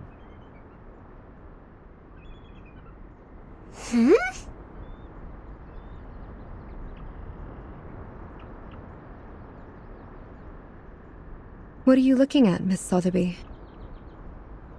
Over there. It feels like someone is staring at us.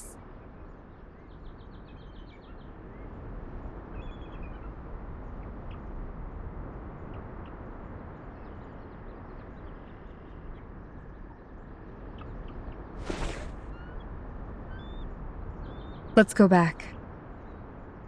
To the deep woods.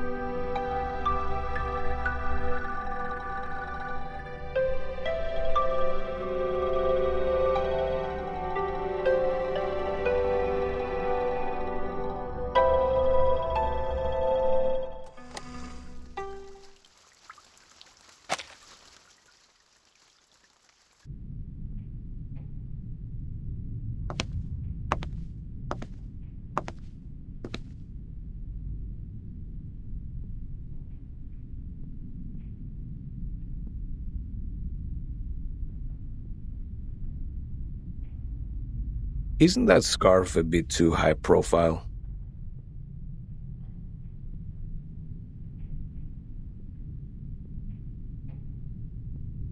I think it fits me just well. You chose a grey shirt. Wise decision.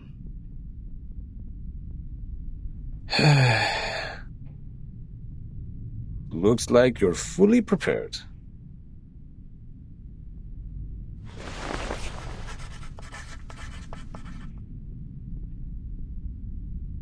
Ladies and gentlemen, allow me to introduce the first debater of the day, Pedro Paul Gonzalez Reyes. Graduated from the law school of the University of Sao Paulo, he is a member of the committee and, more importantly, the challenger of the debate.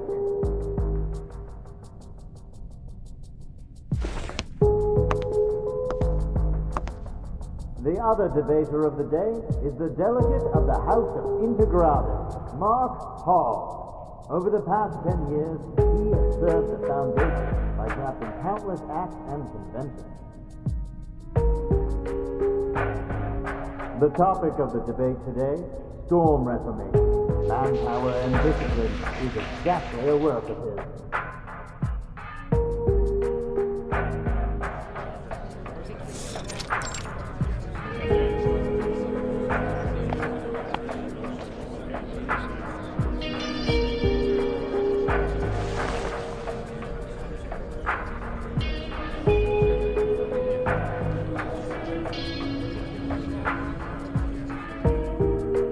All right, both sides are seated.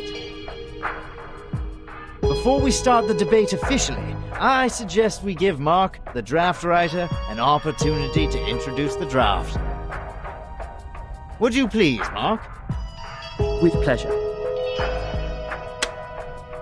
Storm Reformation and its advocators believe in such a goal. In this ever-changing environment smitten by the storm, this draft will help the Foundation win the trust of a considerable number of arcanists who have different backgrounds and abilities in a more efficient and stable way. That is exactly where I must raise an objection. The draft has a huge risk which Mark Hall has not realized at all. No, sir. I totally understand what you're trying to say. You have put forward several questionable arguments to prove Verton's suspicion of disloyalty. In response to that, please allow me to invoke the following cases to prove Verton's competence for leading the unregistered arcanists. Please turn to page 373 of Verton's personnel file. As you can see, since Verton became the timekeeper, the number of unregistered arcanists she has rescued so far is 63. That is a number unmatched by that of anyone present. If that's not enough to prove her loyalty, let's continue. I have to say, Mark, you have completely misunderstood my point of view. I don't care what Verton has done, but the feasibility of the draft. According to the existing regulations, the duties of educating and disciplining unregistered arcanists are taken by the School of Discipline. While you suggested in the draft that Timekeeper's personal teaching would replace the current collective training. Have you ever thought about the budget that we could possibly spend on it? The Foundation spends an alarming sum of money on education every year, and there is no way we pay extra for personal training. Oh, what budget?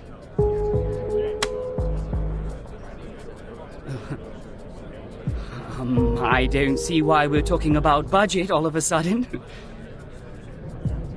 Did you really read the draft? I didn't mention a word about budget.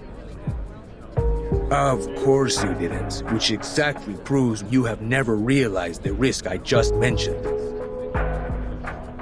Oh, it seems the real topic of the debate has just surfaced.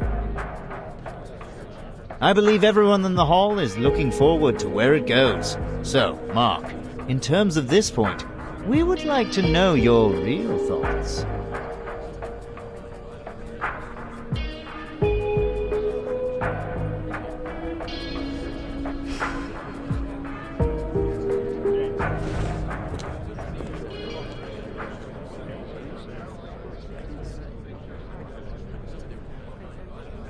The Blackstone is left there alone.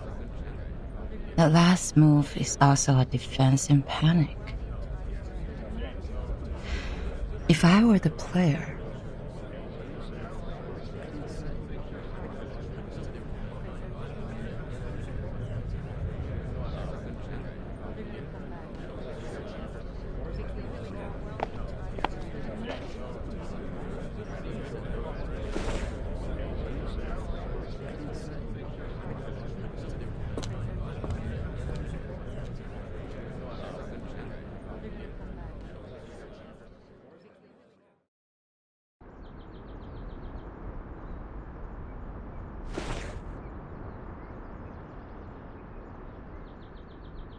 what is it?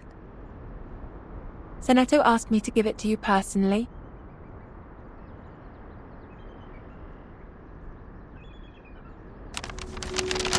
Dear Madam Z, with this letter, I send you my best regards. I have been instructed to manage affairs on behalf of Timekeeper during her treatment.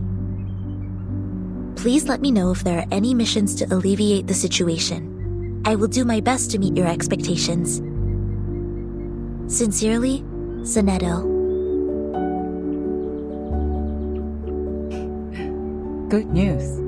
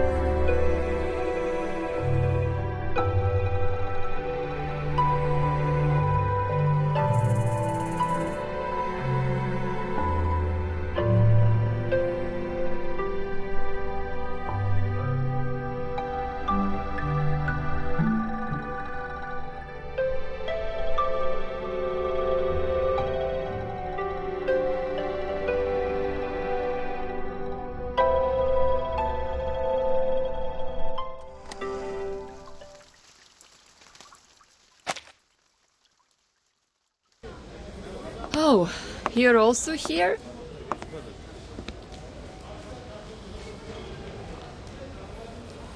Yes. I am taking combat drills with the artificial somnambulism training system.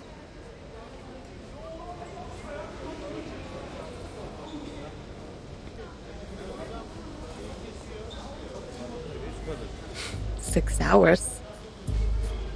I'm not the only one goofing around. No, I'm not. I am not goofing around. I am waiting for orders.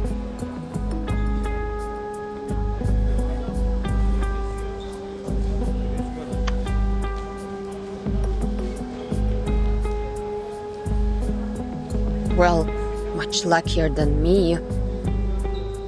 I have so many things to build. Bit Baklushe. Have you heard it?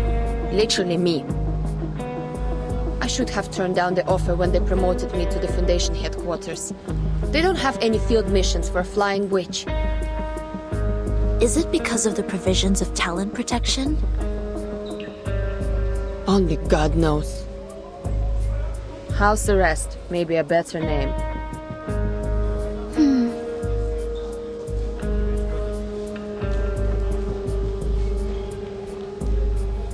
Look, since we're both bored to death, do you want to have a try at some difficult things? What is it? This.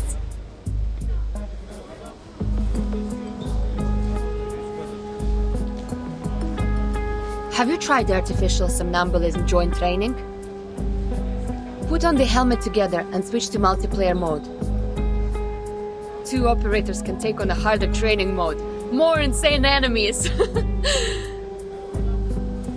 Like playing in the arcade.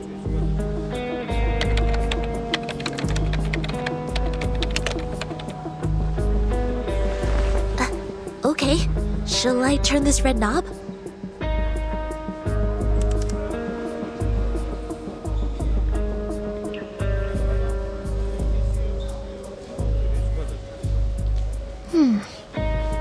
What is an arcade?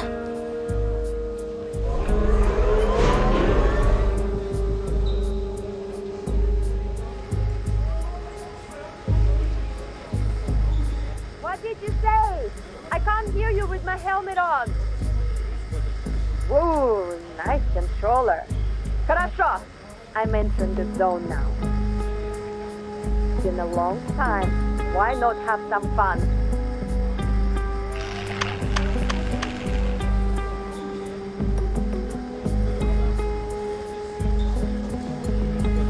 The light is flashing. What did you press? I switched to the hardest mode. You better get it together. Wait!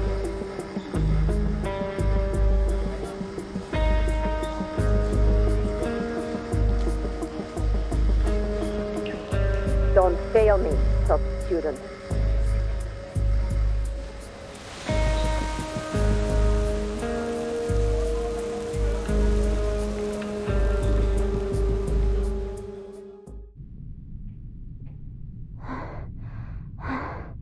I am exhausted.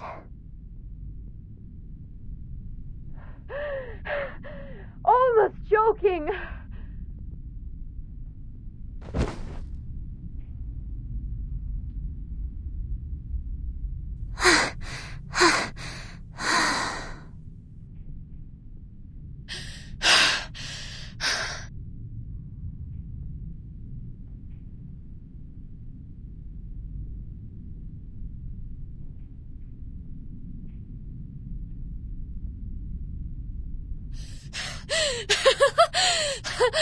I haven't had so much fun for centuries.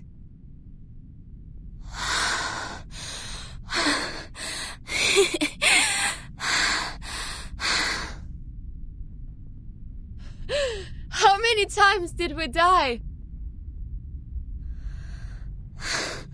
Sorry, I cannot do math now. My mind goes blank. Who would expect the Sonetto would have a brain fade?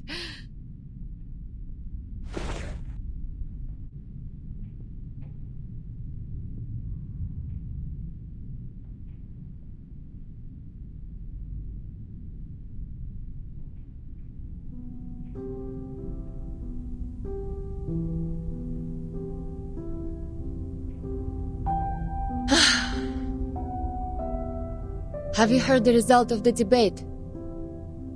I heard that the number of people opposing the draft significantly increased after the debate. It's not going well.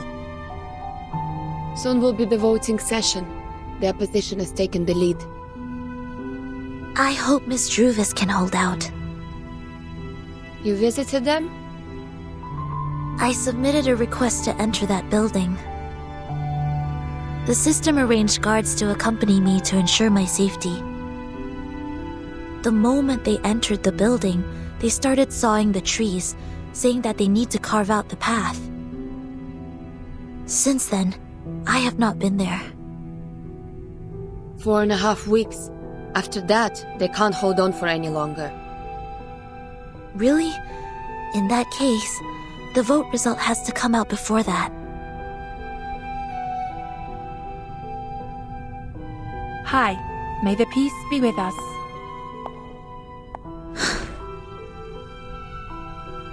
Hello. May the peace be with us. Do you mind giving us some privacy? Do whatever you like.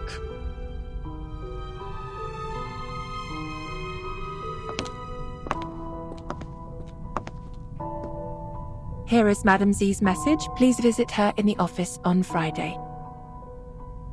Ah, okay. Copy that. Thank you for the message. With pleasure.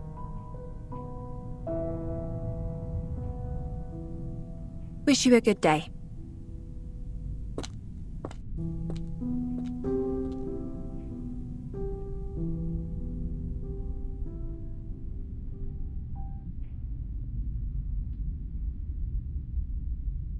Are you leaving? Yes.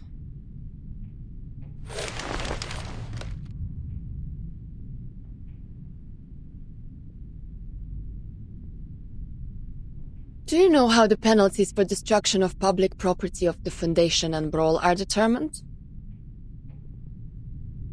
Huh? Well, according to measures of the Foundation for Administrative Penalties, based on the severity of the circumstances, fines will be imposed and the offender's salaries shall be deducted accordingly in minor cases, while detention or expulsion shall be imposed in major cases. The penalty also depends on what is damaged. For example, production tools, household goods, buildings, equipment, and facilities, etc. These are the properties that involve less cost and limited influence if damaged. If the number of people involved in a brawl is equal to or less than 8, and there are no major casualties, the penalty will be minor. May I ask what happened? Why are you asking this all of a sudden? Nothing. As I said, bored to death. So bored that I have been paying attention to the Foundation's regulations. Even the flying manuals failed to win this much of my attention.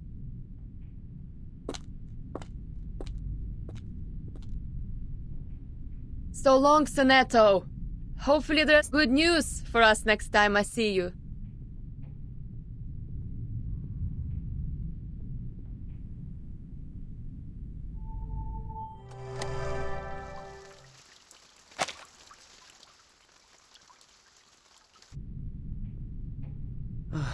We are falling behind even further. A vote or two won't help us turn this around. I know. The move to deny was indeed useless. The arcanists that were on our side have defected. I misjudged the situation in the debate. I was going to seize the opportunity and the initiative.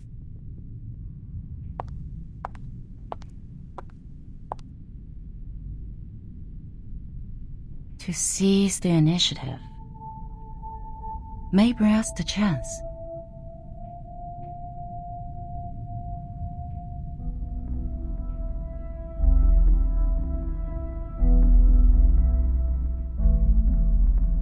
That is to say, don't pull back, don't jump, even when they're attacking. but to focus on the bigger picture, to win strong positions.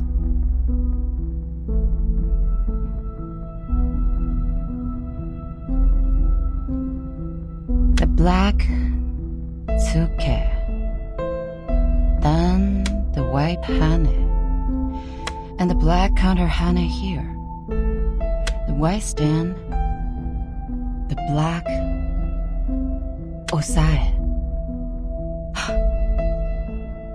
Through these moves, I see. The move to D11 can save us more than 10 Mukov stones. We can still win within 10 moves.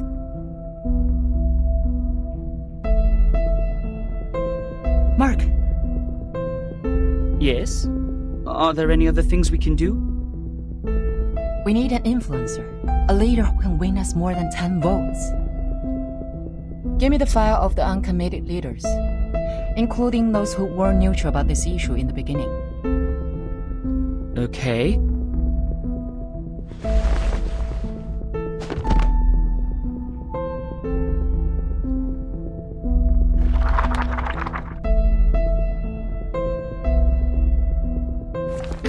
Boss.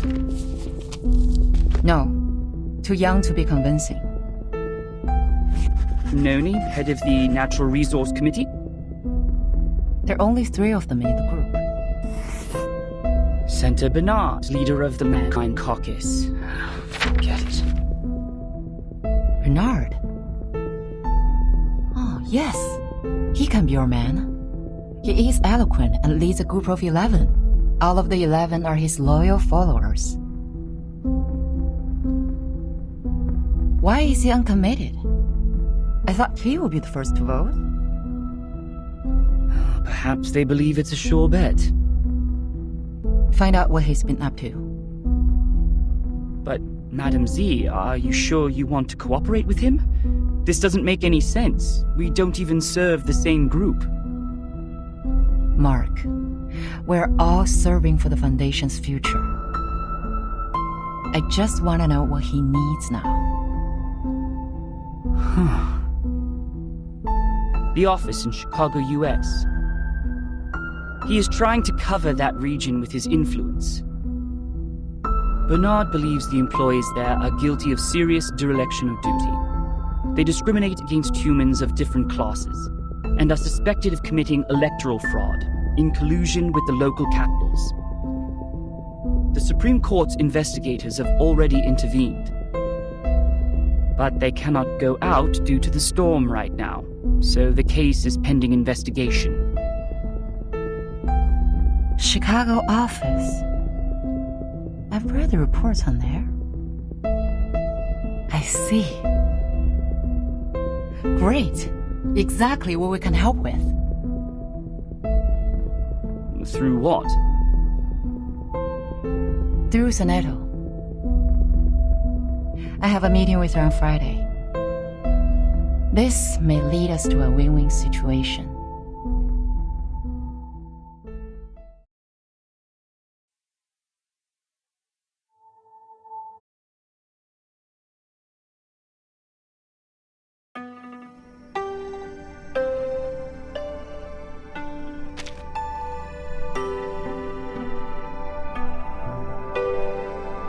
That was a good sleep, dude. You drooled everywhere. Almost glued my eyelids. You didn't expect there to be so many complicated, confusing factions in the Foundation. Can't they just make this institution simpler so that people can tell one group from another easily? Like telling the difference between cake layers? The Foundation is a mess. Listen up. It drifts along the chaotic swirl between order and disorder, enticing countless idealists and realists to come over. The storm exacerbates the chaos. Those arcanists who were snorkeling are now surfacing. You see, Miss Z is a great example. She is even sitting at the same conference table with the human elites. The Undercurrents, however, are still lurking. Natural Resource Committee, Mankind Caucus, Culture and Education Department. Their members are hard to differentiate given the intricate backgrounds. They bustled for benefits and mired in countless trivial matters. You see, you need to divide them into groups, and divide until you break a huge entity into small groups, as small as possible. That's when they are able to clean the vomit on the living room floor effectively and emotionlessly.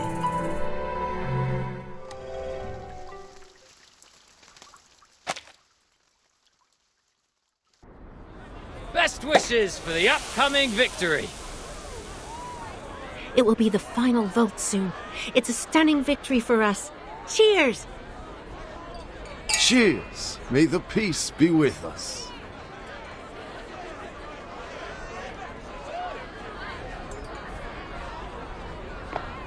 You're in a good mood.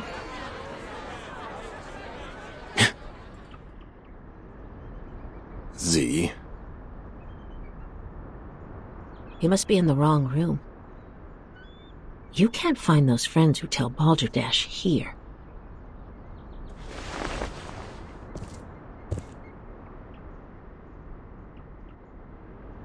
What brings you here, our honorable committee member? May I have a word with you, Bernard?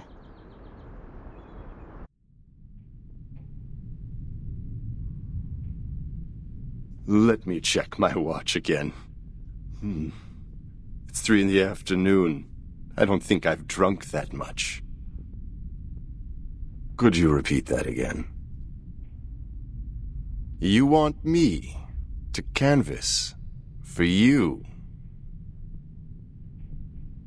To be more precise, to form a partnership. My, what a creative idea. What can you offer? Not supporting such a stupid draft next time? Or recruiting new arcanists for our caucus? What about a witness for the case of Chicago office?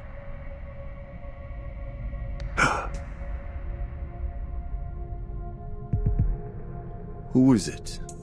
Give me the name. I will, if you collaborate with me. Or talk to me with a better attitude.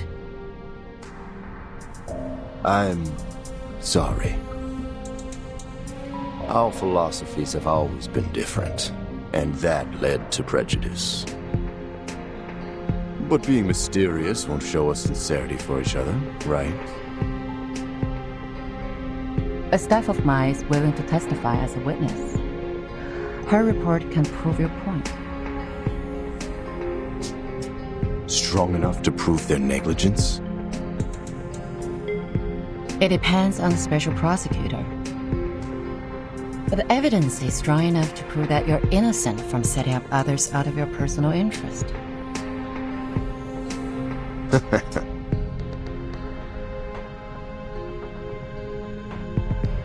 Looks like you've got your own little bird. The management there sucks. They don't serve humans or arcanists. They're just puppets manipulated by money. I want to bring order back to that place. And I've collected quite a lot of evidence against them. Yet the most ridiculous thing happened. The second week after I submitted the investigation application to the Supreme Court, the evidence was gone. My men found their charred pieces in the garbage room. Someone threw them into the shredding incinerator. It was like I could do nothing but surrender. You have a wolf by your ears. I understand.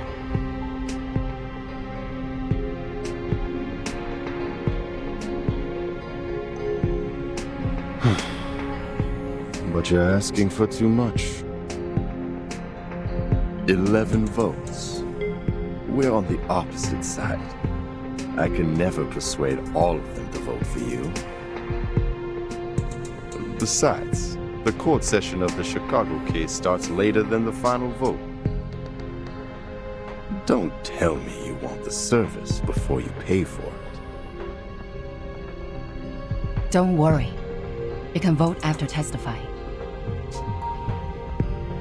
How are you gonna do that? I will do what I can, in my power.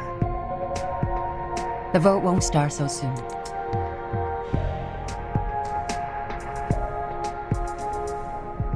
I can try for 9 votes, or 10, for the appreciation of your political resourcefulness.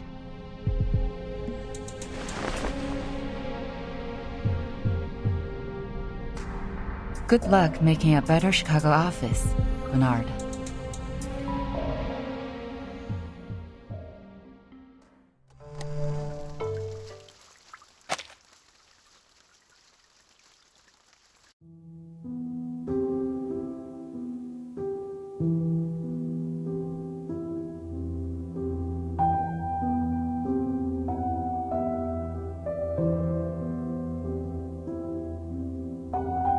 Miss Petra. Come in. I'm here to report the situation so far. Some neutral parties have tilted in favor of the draft. How many? Not a lot of them, but enough to make the votes even. They have always pursued revolution in the Foundation. Looks like Mark has finally persuaded them. I heard Miss Z has been working hard on canvassing too. But the number of the Conservatives remains the same. We don't have to worry about that. I believe we will still prevail in the final vote days later. What about the other groups? Still functioning as usual. Nothing special. By the way, Bernard and his men paid a visit to SPDM. I didn't get to talk to them.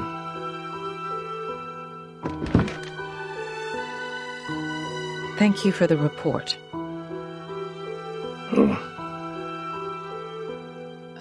She's never been so persistent.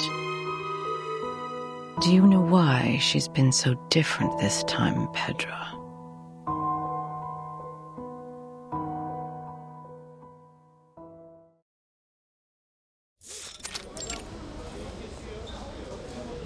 I didn't realize you had time to invite me to play table tennis. Or are you actually here to lobby, Madam Z? I'll say both, Katz. Back then when I was a student, I'd often invite my classmates to play ping pong after we left the laboratory. A cold shower after getting soaked in sweat is a piece of memory I can't forget. You remind me of the old days in the table tennis varsity. You're the only one I can practice with here. Serve it, Madam Z. Let's compete.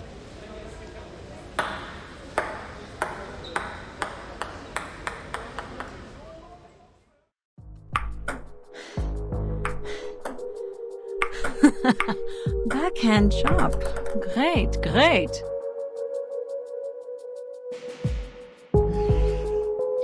Again. Ready to go. Hey! Nice shot.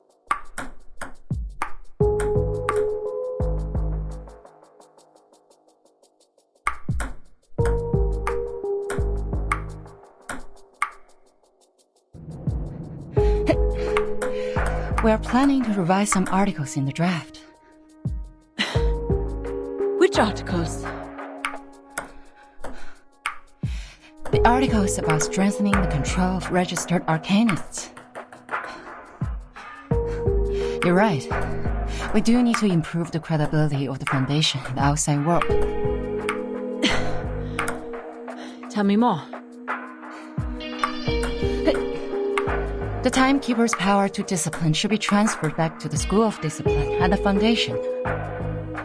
The Foundation will conduct a unified risk assessment on Arcanists to ensure this team is always under control.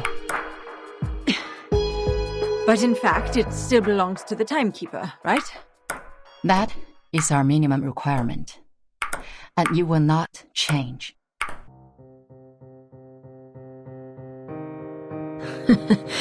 I didn't expect you to compromise. It's not a compromise. It's a reasonable amendment to the draft. Transferring the power of education and discipline to the Foundation will help lower the budget and reduce the pressure on Burton.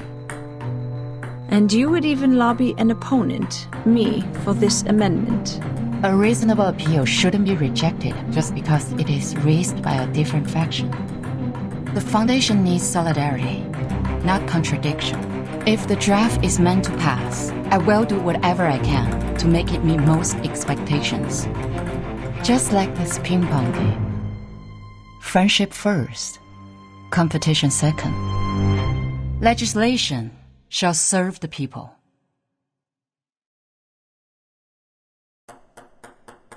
You have my vote, Madam Z. A vote is not the only thing I need, Katz.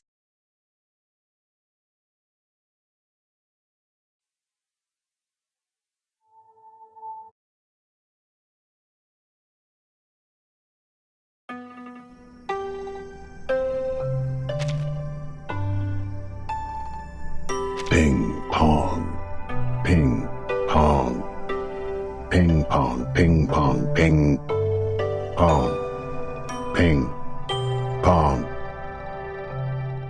Yes, an imitation show. A ball imitation show, little thing. You're imitating the Messiah, while I'm imitating an orange ball made of plastic. Being pushed back and forth by two rackets, I have nowhere else to go. Once they apply a force on me, I can't help bouncing to the sky. You can see how the air flows across my dry, wrinkled skin. Oh, what a coincidence. Aren't you in the same situation as mine now? Ha! Look at your frowning face. Your face wrinkles from the eyebrows to the nose tip, but people can barely see those light furrows. We know what that means. You have a poker face, and it's never your fault. But for now, your face is not the thing that matters. Well, maybe for someone it is, but still, it's not. You know what really matters? The game.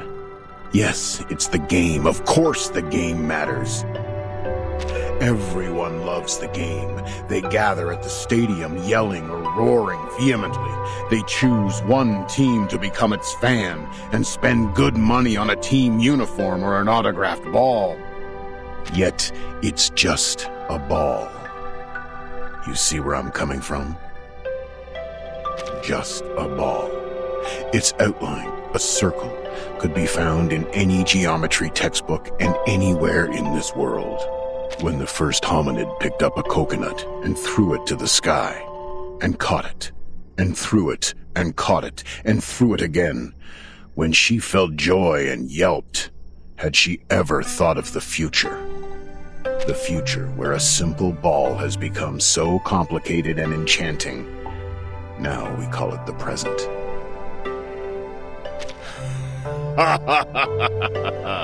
Yes, sure. Complicated and enchanting. Use your silly and smart head to think about this ball game carefully. The complex scoring rules, the harsh requirements for reactive agility, the countless possible foul points. Your fingers, your wrists and arms, a correct way of using them will lead to victory. What matters more is, like every ball game, it focuses on how you serve the ball and hit it back. It's not an easy job as it sounds. When you are in the game, you need to concentrate. Where will the ball come from and how will you return it to your opponent? You need to figure that out within half a second. Use your power in a proper way. Move your feet in a stable pace. Inhale and exhale at the right timings. Ping, pong, ping, pong, ping, pong, ping, pong. The sound will last forever and ever, until that bouncing little thing falls to either side of the court.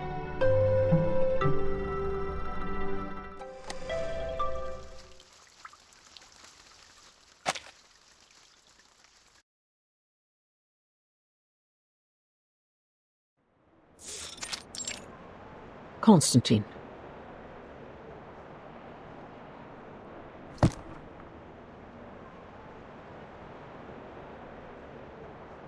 Has the voting started? You see, here is the number of votes I have estimated. The pro-drafts will lose by 5 votes to their opponent. Don't forget our bet. The one who loses will pay for the new stamps. The final vote is not today, I'm afraid.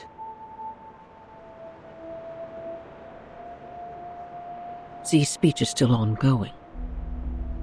She's just started the part on Article 3, Section 5 of the Rules of Procedure. But the speech has already lasted 7 hours. Even some delegates have left. What? A filibuster? Yes, and Katz's speech will be right after that. So, I guess the final vote won't start until tomorrow. That won't make a difference. Delaying the vote won't change the result.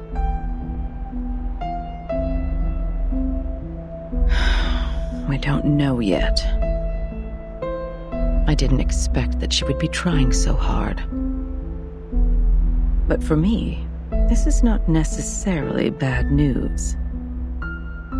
The filibuster will only have 2 outcomes. It is either one of the parties wins over 2/3 of support and gains victory, or both parties get stuck in a tug-of-war. If this tug-of-war doesn't end with a clear outcome, the Storm Reformation will end up completely dead and forbidden to be discussed within 5 years. Are the stakes getting too high?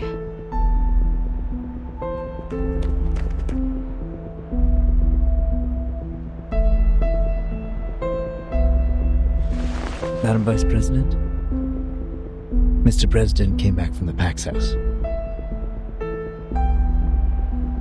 I will go see him now. He's waiting for you in the office.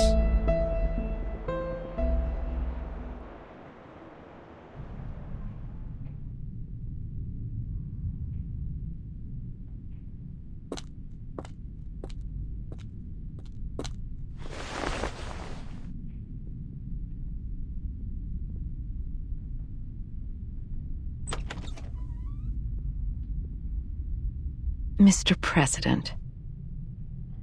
Good day to you, sir. May the peace be with us. May the peace be with us. Are you feeling better these days? I can still hang in for a few years. Thank you. Are they doing all right? Just as usual. Nothing to worry about.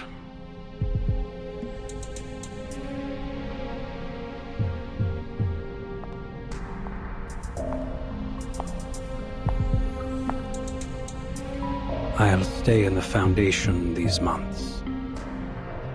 The agenda is well arranged. There is something more important that I must tell you in person.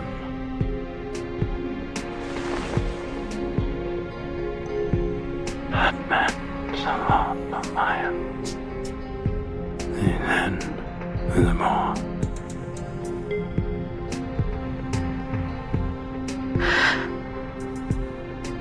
This is their judgment. Yes.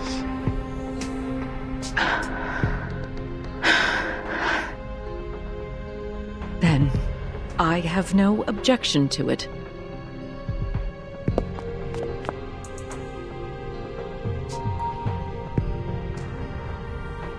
Hold tight, my friend.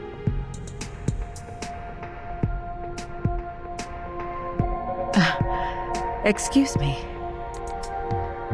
I have to admit, I was surprised. Thank you for telling me this.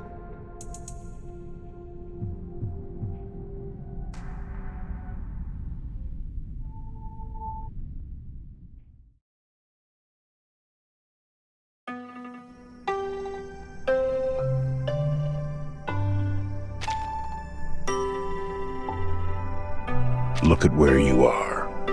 Paulina also once stood here.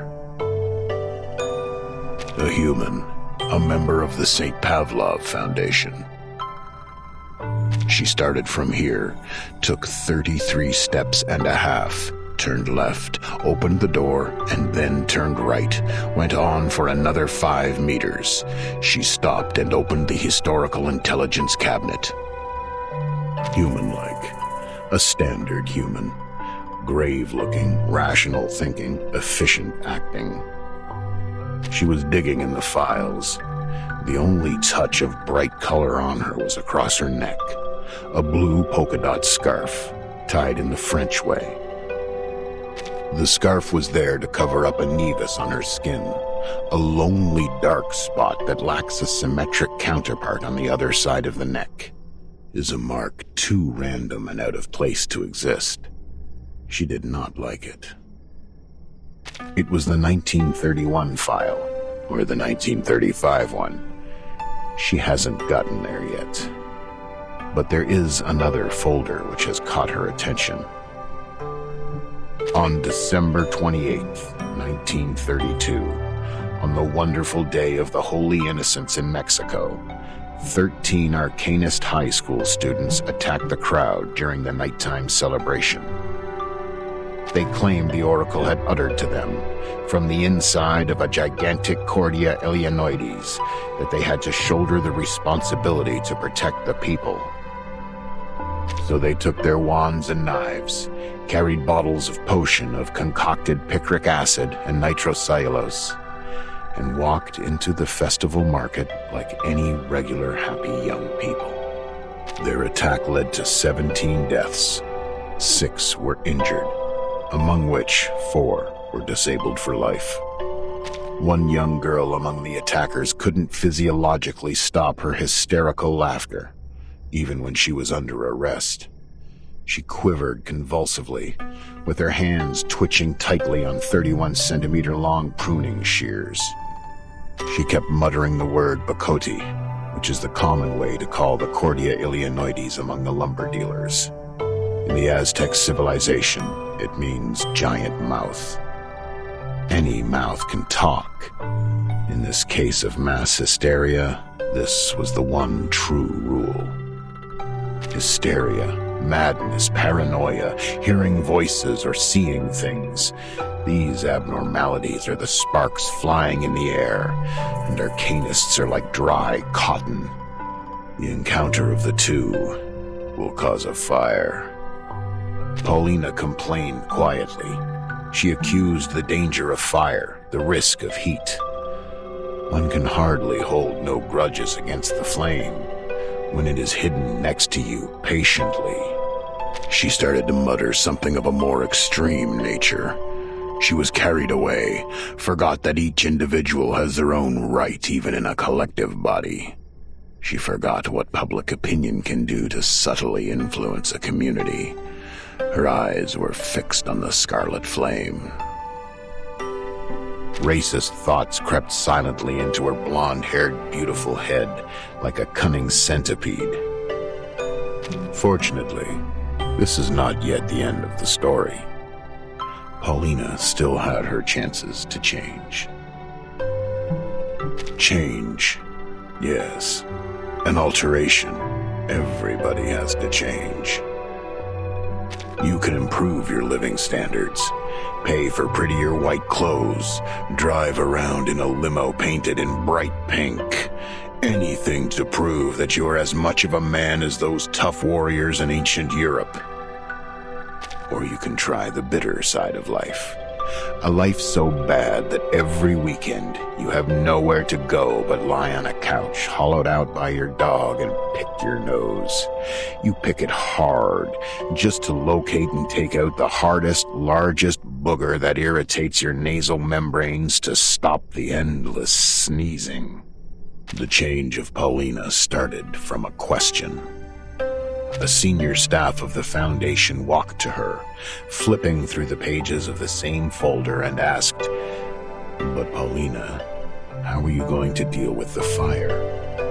On the next page, the survivors started a new life under the supportive measures, and the crazy children have left their poor family, leaving the violence and harassment behind, and moved into a sanatorium with white walls. The record of the follow-up visits showed that they have stayed mentally stable since.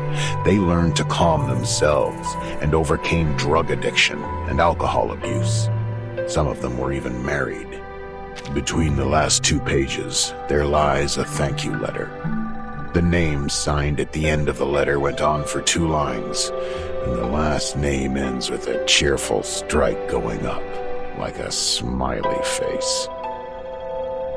The fire is always there, Paulina. We need to find a way to live with it, not to extinguish it.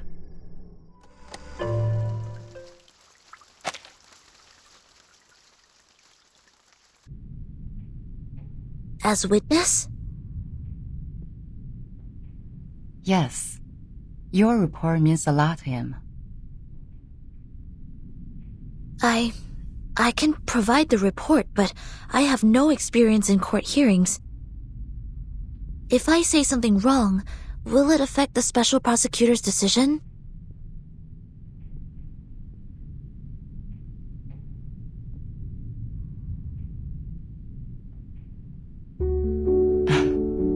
Soneto, testifying is not taking exams. The court doesn't need a skillful witness. Just honestly tell them what you saw. Focus on the point, and don't distort the facts. The Supreme Court, they value the sense of justice of the youth. Sense of justice. And that's a noble quality you have. I will do my best, Madam Z.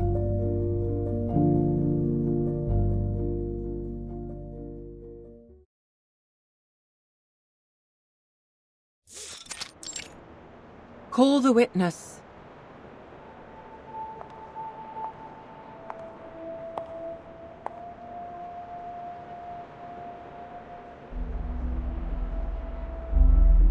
Greetings. May the peace be with us. May the peace be with us. Soneto, as informed by the subpoena, you have been called forth by the accuser, Bernard Wilson, to testify as the witness in court. Could you specify the relationship between you and the accuser?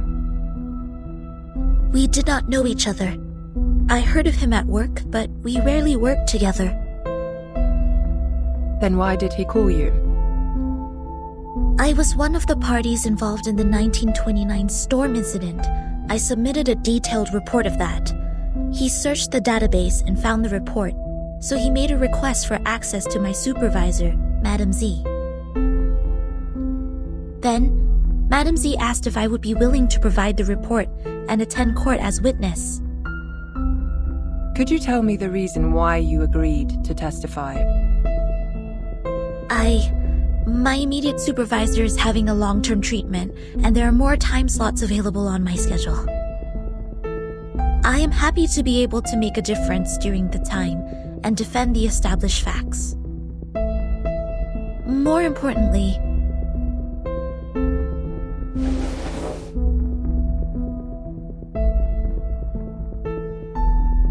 I personally believe that there is still much room for improvement for the Foundation's office in Chicago in the United States.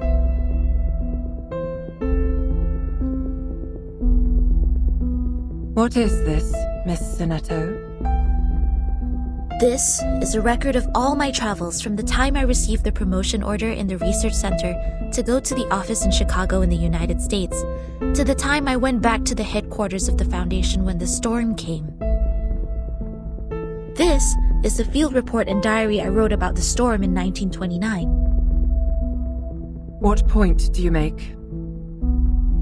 I would like to prove that the Foundation's office in Chicago in the United States violated the Declaration, Fight for the Peace and Order of Mankind, and the rights of some humans and arcanists. You're tarnishing our reputation!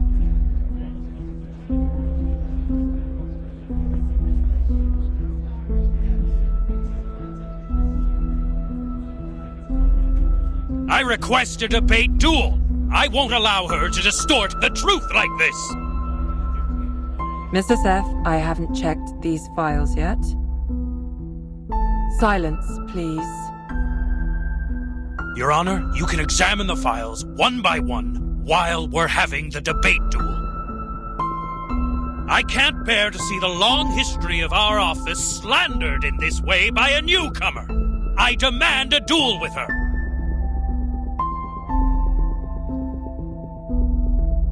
Sinetto is an investigator with rich combat experience.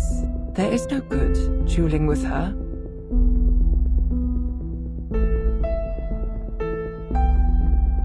Do you accept the debate duel? I have no objection, madam.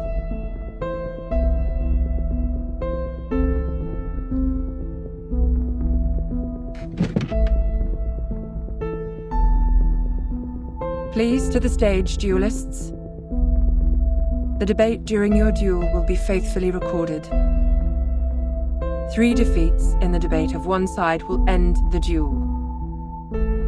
You have the floor now.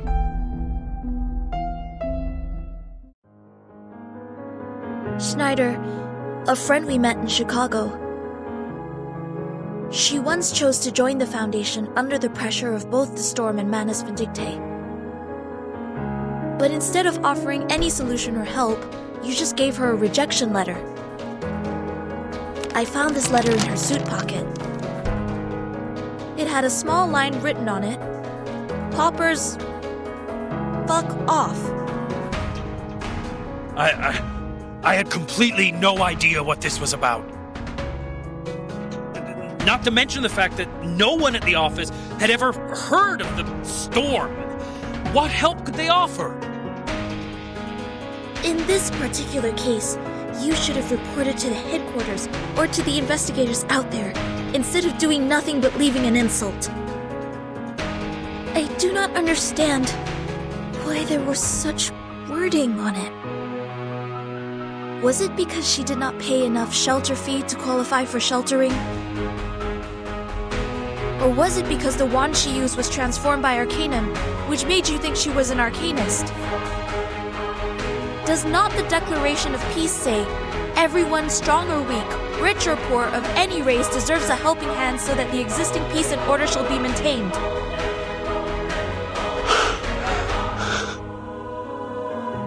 They were humans. If only they had made it to the headquarters sooner. Maybe they...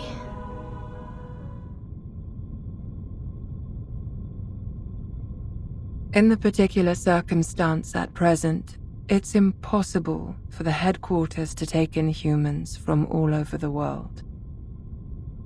But you bring out a possibility better than anything that happened.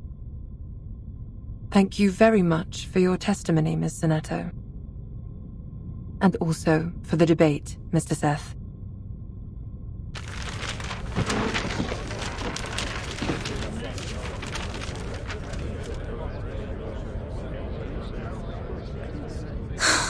I seem to be too emotional just now.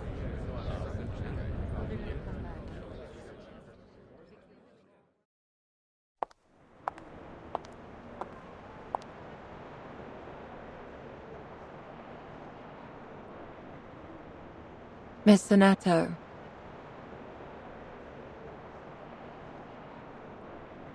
You brought us a great debate.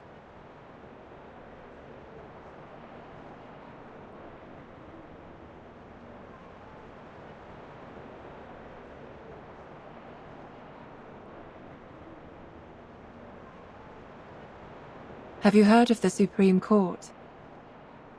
You should come when you're free.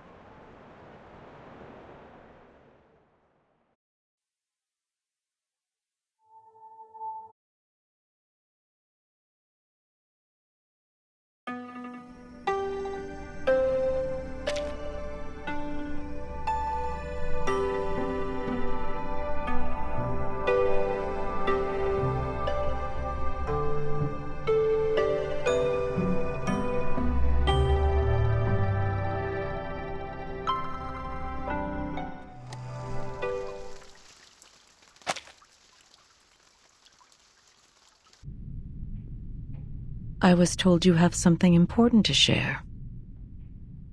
Yes, the filibuster is about to end. Z told me they are going to end the speech and apply for the official vote at noon. If you're going to continue with the debate, don't forget to send your men.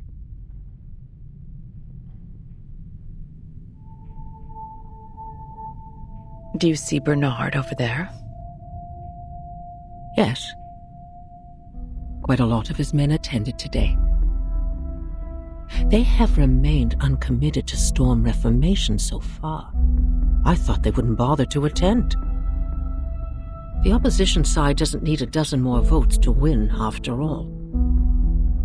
But the advocates of the draft do.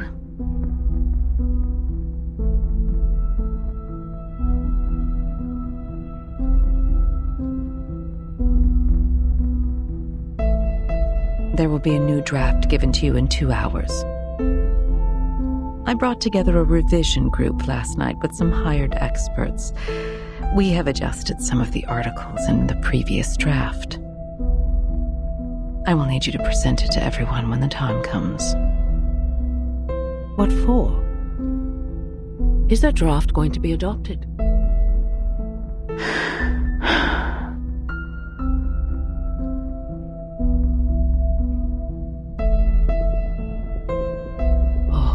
Draft is going to be adopted, isn't it? There are things that even I cannot maneuver. All I can do is bring benefits to as many people as possible.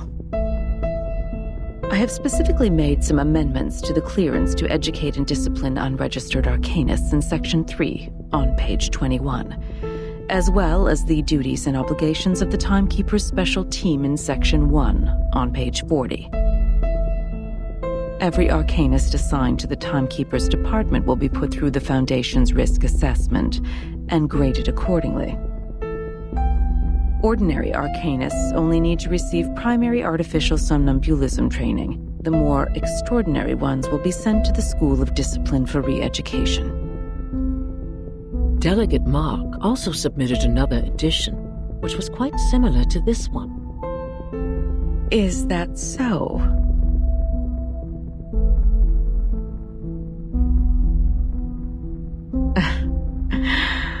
Well, very well. I'm pleased we have reached a consensus even before we meet. Here are more things we have revised. Given their resistance to the storm, the Timekeeper's special team will take up more work related to Manus Vindictae. The Foundation will utilize their abilities.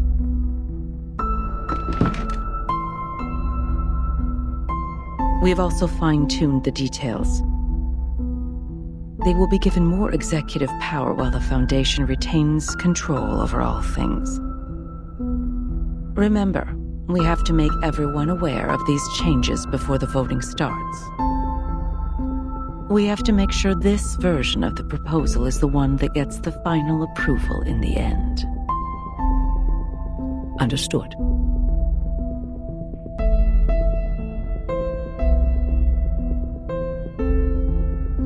Can't believe this is happening. Huh. The first revolution targeting arcanists in the past decades. Don't forget my stamps for this quarter, Constantine.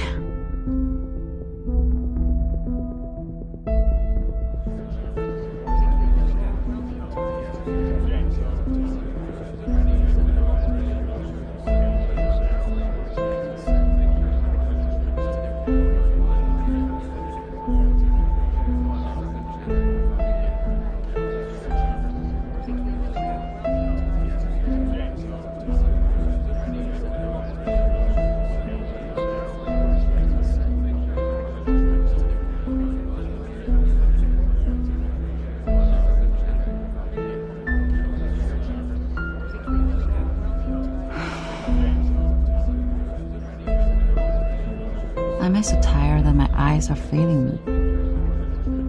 No, it's not the time to relax. Just 2 more hours. Hang in there. It will end soon.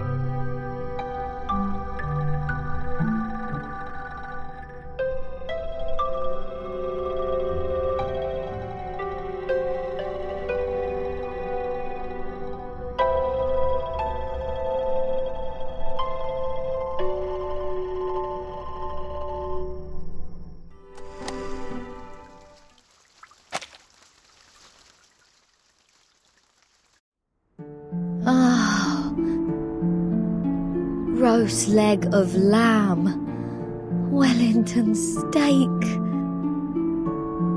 Turkish kebab. Oh, I want meat! Are you hungry? Worry not, worry not. The leaves of the potatoes we planted have turned yellow. Struvis said this is the harvest time. Let's dig them out and make shepherd's pie. Potato? Vegetable? No, I don't want them anymore. I've been eating healthy salads for a month. I want meat. I want rich, juicy, meaty, sinewy, savory, sizzling meat!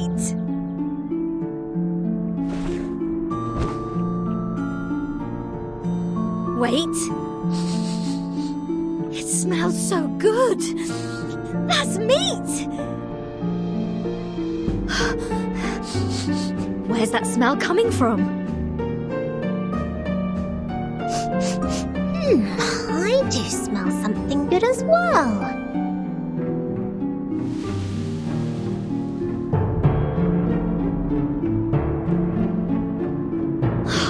I'll take a look.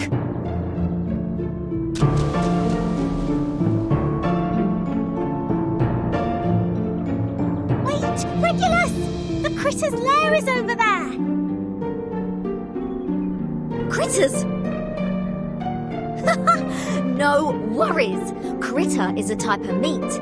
Roast it over fire and a square meal is here. Smells so good.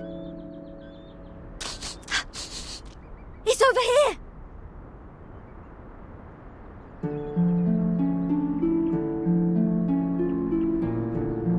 Oh no, what can I do? Father said some critters could cause hallucination and diarrhea if eaten. What's going on, Miss Sotheby? Why are you here walking around alone?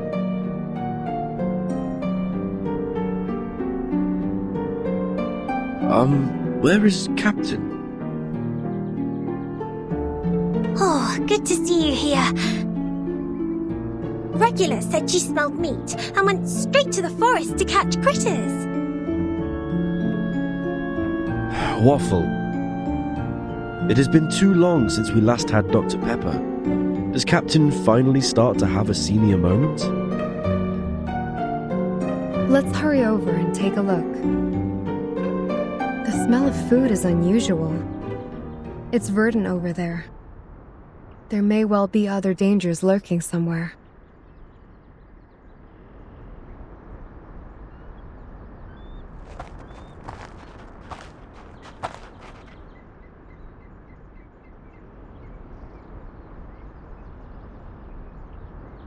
This is weird. Where on earth does the smell come from?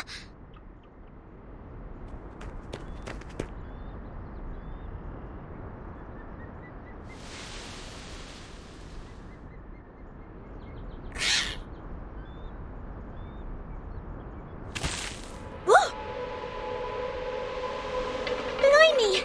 It's a carbuncle! Regulus, it's not edible!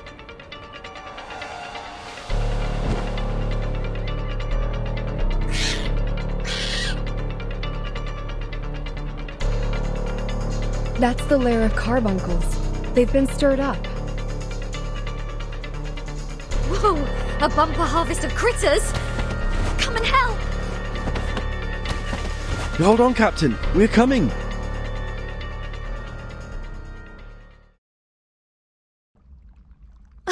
Oh, are they really all inedible? I did smell the sizzling meat. Oh, it's somewhere around here. Right around... Oh, hi.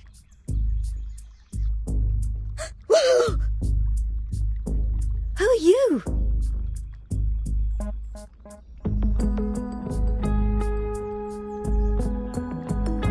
Lilia?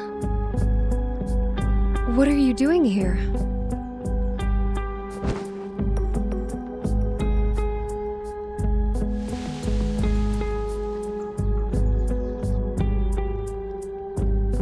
I got you something good.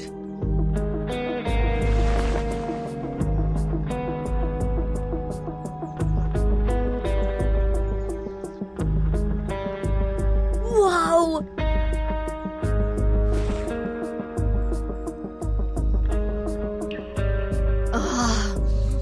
Lamb, it tastes so good. So good. I barely know what grease is supposed to taste like.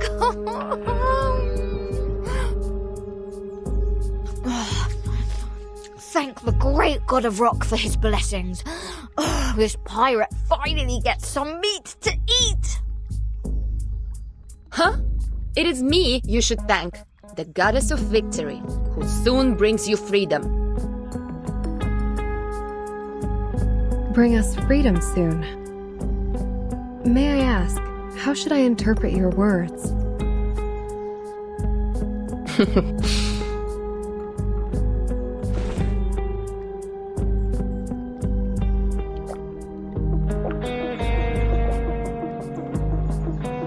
You want some?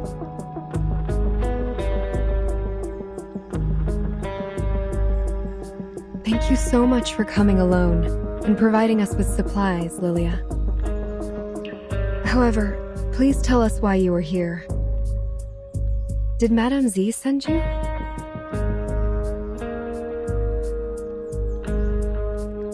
Already been 4.5 weeks, right?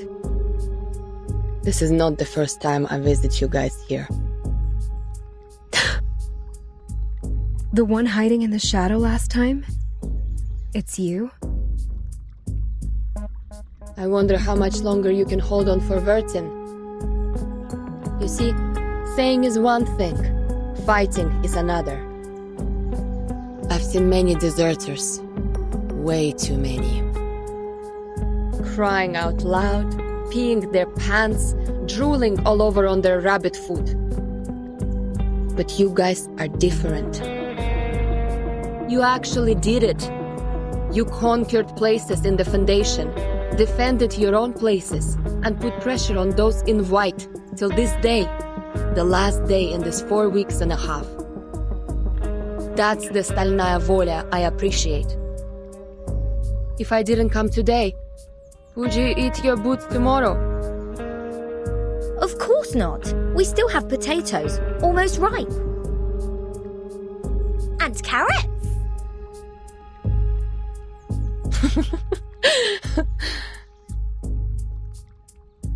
Thank you for your kindness, Miss Lilia.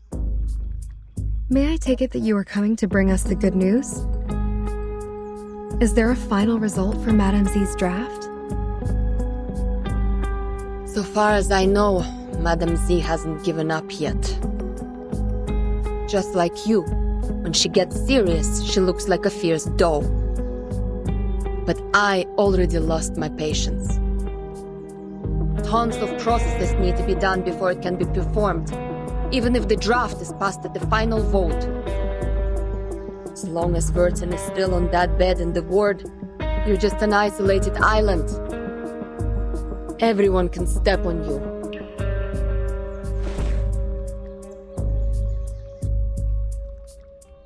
Take care of them for me when necessary. That's what Verton said when she gave me the vodka. It's time to deliver on my promise. Are you going to do something dangerous? A thing that is worth the risk. I've been waiting for this moment for so long. Someone needs to wake up from the dream.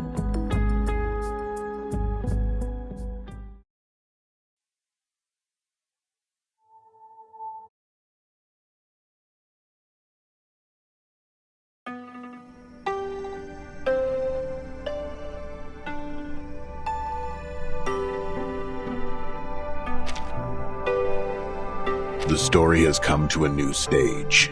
It is fascinating. It has plots of unwavering loyalty, survival from the jaws of death, and even a little bit of unconventional excitement. Raise your head, and you will see this splendid spotlight grilling the top of our heads like a stove heating a frying pan. We mumble and mumble and mumble. Something like arcanists, new changes, perseverance, and the storm. Right, that's it, the storm. The storm is no longer something new here. Everyone in the story talks about the storm. People don't find it attractive anymore.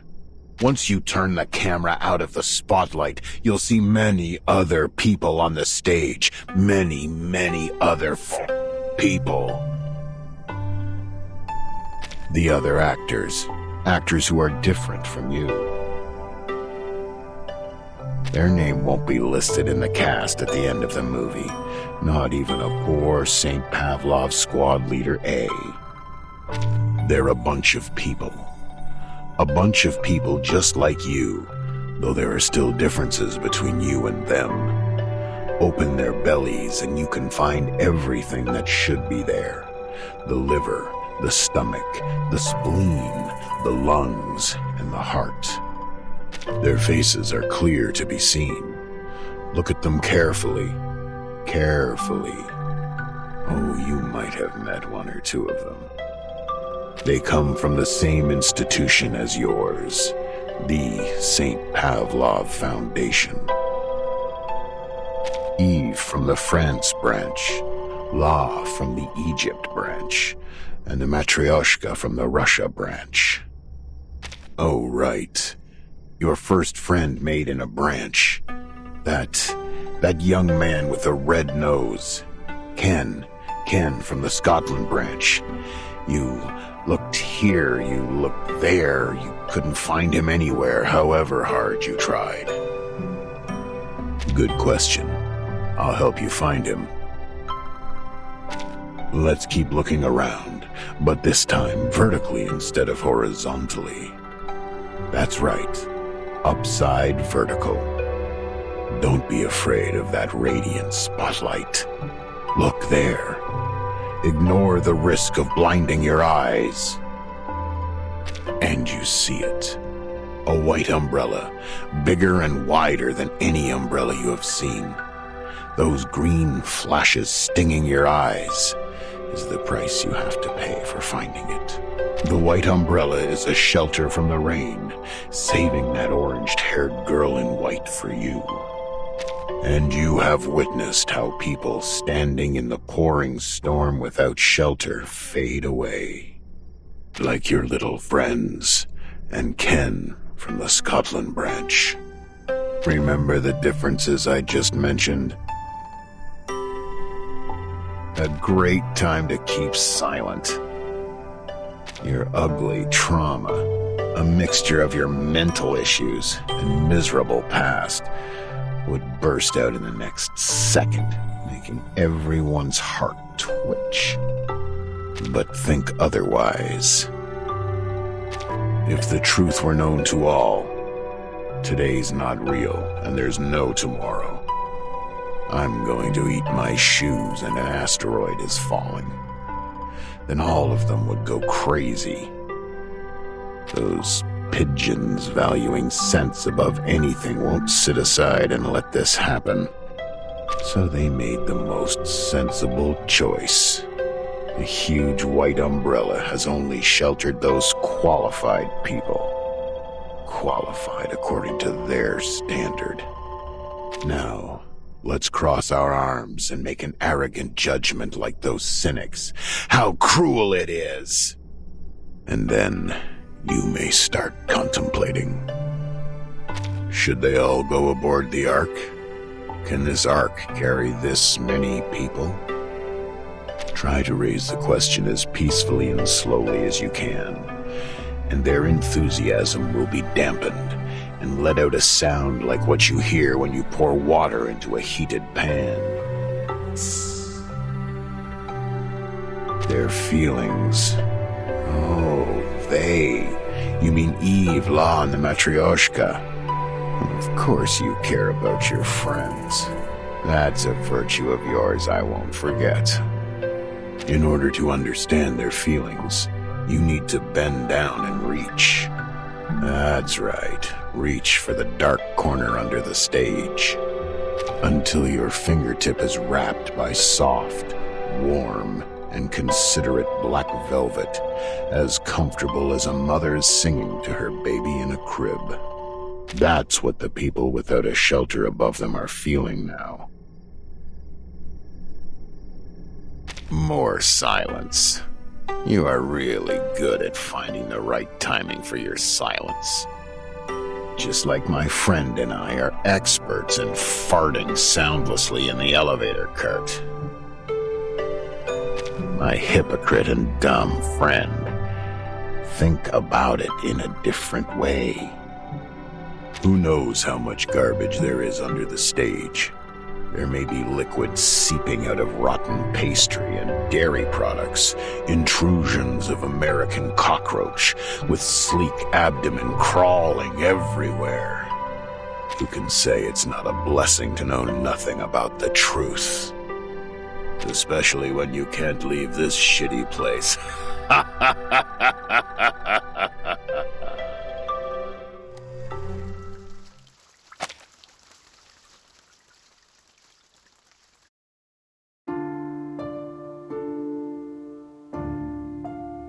Final round of the vote. Voters, please hurry up. 1 minute to go.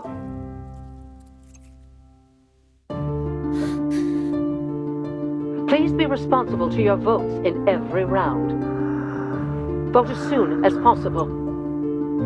The draft advocates have more votes now, but they still need more than that to meet the supermajoritarian requirement.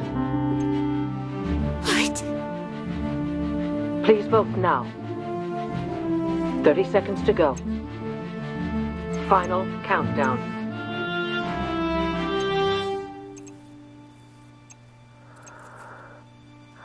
10 seconds to go. This will be your last chance to vote. Please, hurry up.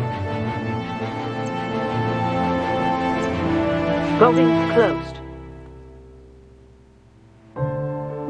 Storm Reformation, Manpower and Discipline. Passed. Bucket list, one less. Huh. The glass is not as hard as I thought. Hey, time to wake up, Vertin.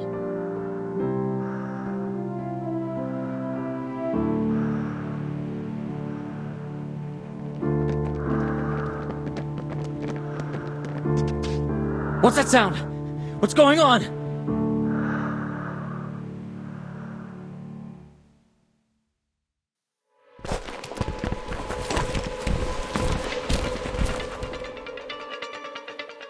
That was a quick reaction. 1, 2, 3. Well, relax. I'll keep the acceptable damage under 8.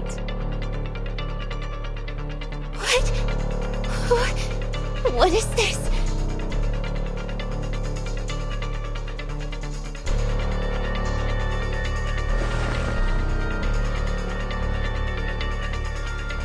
Everyone, get your gear. Formation 1.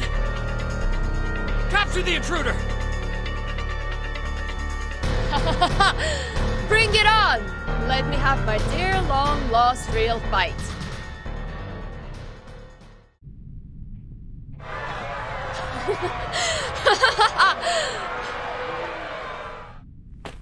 Emergency! Room 1525, calling for backup.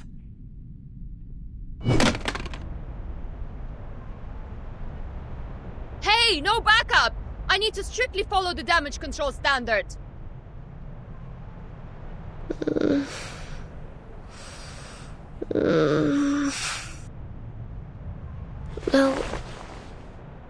Lilia?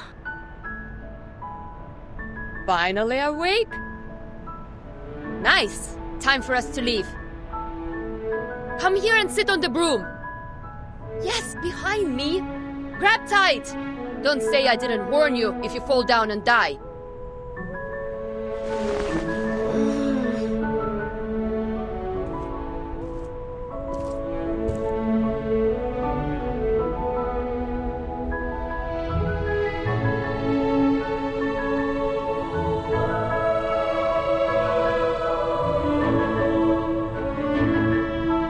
Right, Red 38, let's go! Mesper Jr.! Mesper Jr., what are you doing? They're running away! Go! Get them! They are mad people. Save your whining for Constantine.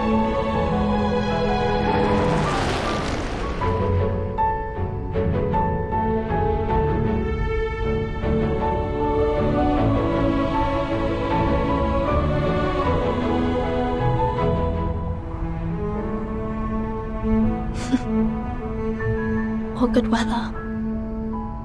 My friends.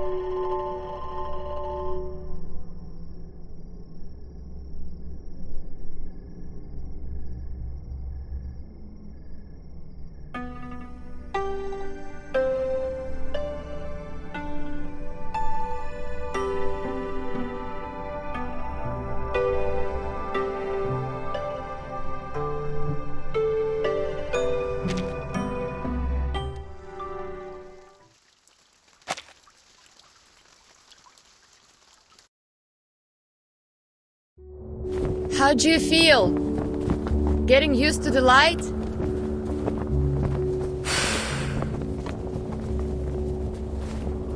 The wind feels so good. This is just an appetizer.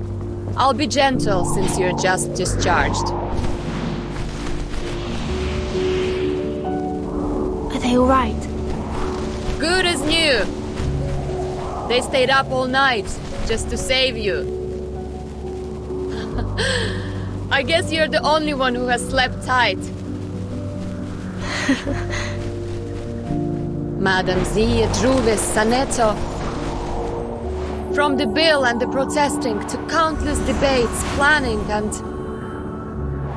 everyone is holding their umbrellas for you, Burton. The storm. It will pass. One day. Thank you. Thank you all. Yes. Everything is going to be all right. Enough flying. Time to head back. What are we doing next? No idea. Meet your friends first? Fight with your comrade in arms. Fear no danger ahead. Grab tight. I'm going to speed up. Charge! The Great Red 38! Да здравствует СУ-01ВЕ!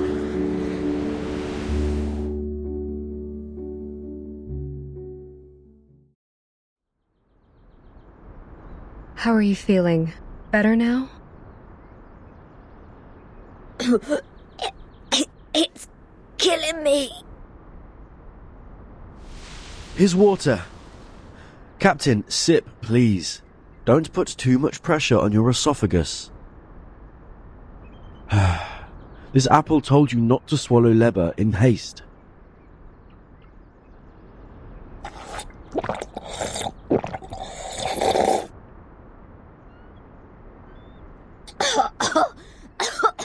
Oh,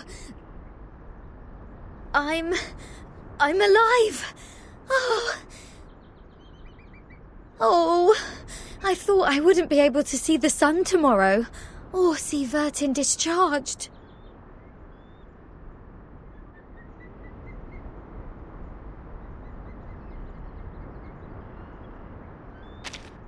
Because Lilia... Wait, whose voice was that?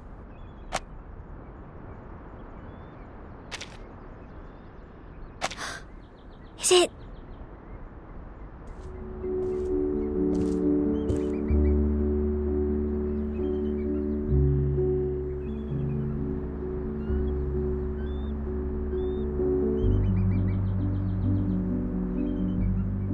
Oh, Vertin, you silly git.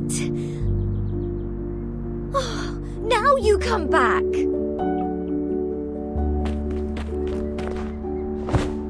Vertin? Burden! Burton! Oh.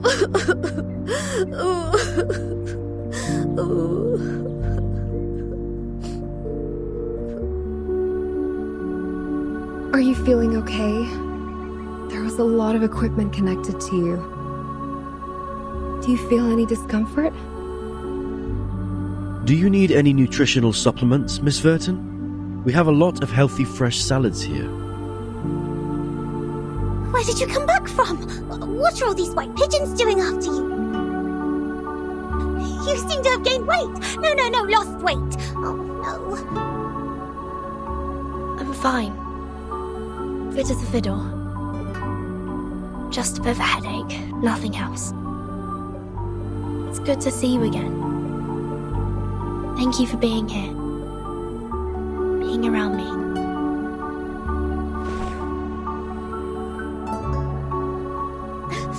Of course we're waiting for you.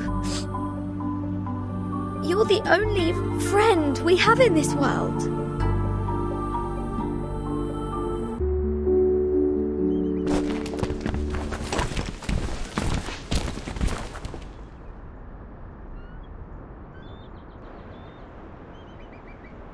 Welcome back, Burton.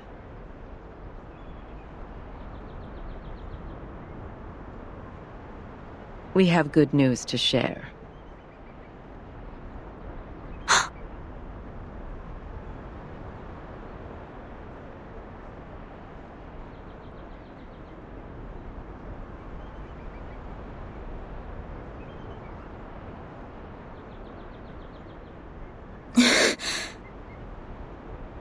This is good. This is great. May I ask what good news? The passage of the bill, Storm Reformation, Manpower and Discipline. Once it's approved by the Pact Security Council, it will become law. Your friends and you will enjoy more autonomy and a life with even fewer restrictions. You will also have a more respectable status in the Foundation. Ms. Z will fill you in with more details. Thank you for telling me this.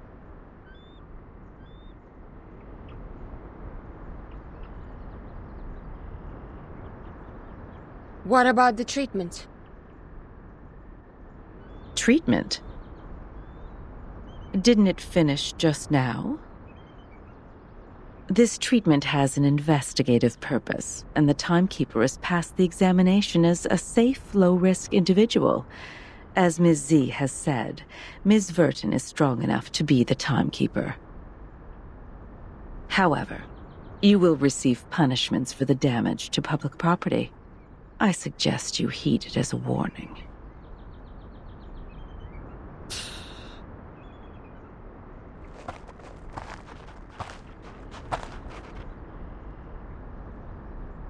We should say our goodbye. Please rest well.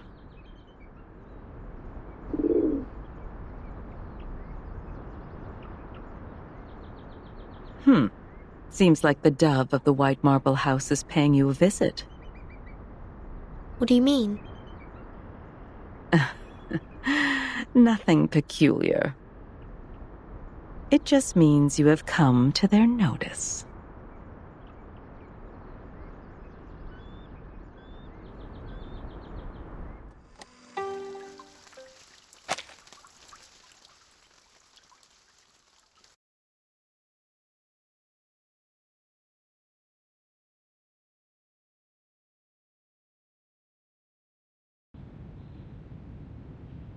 Yes. That's right. I got it. I'll reply you tomorrow.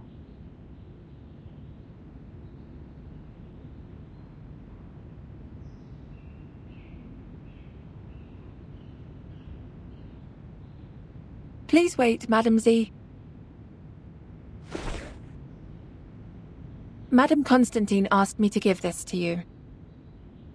Did she say why? No, she didn't explain it.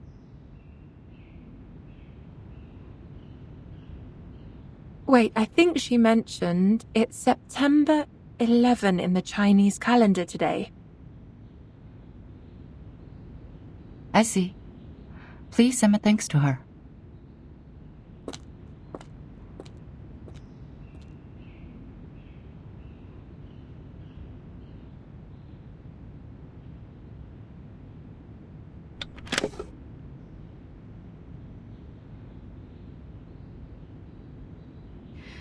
I'm glad to witness your progress.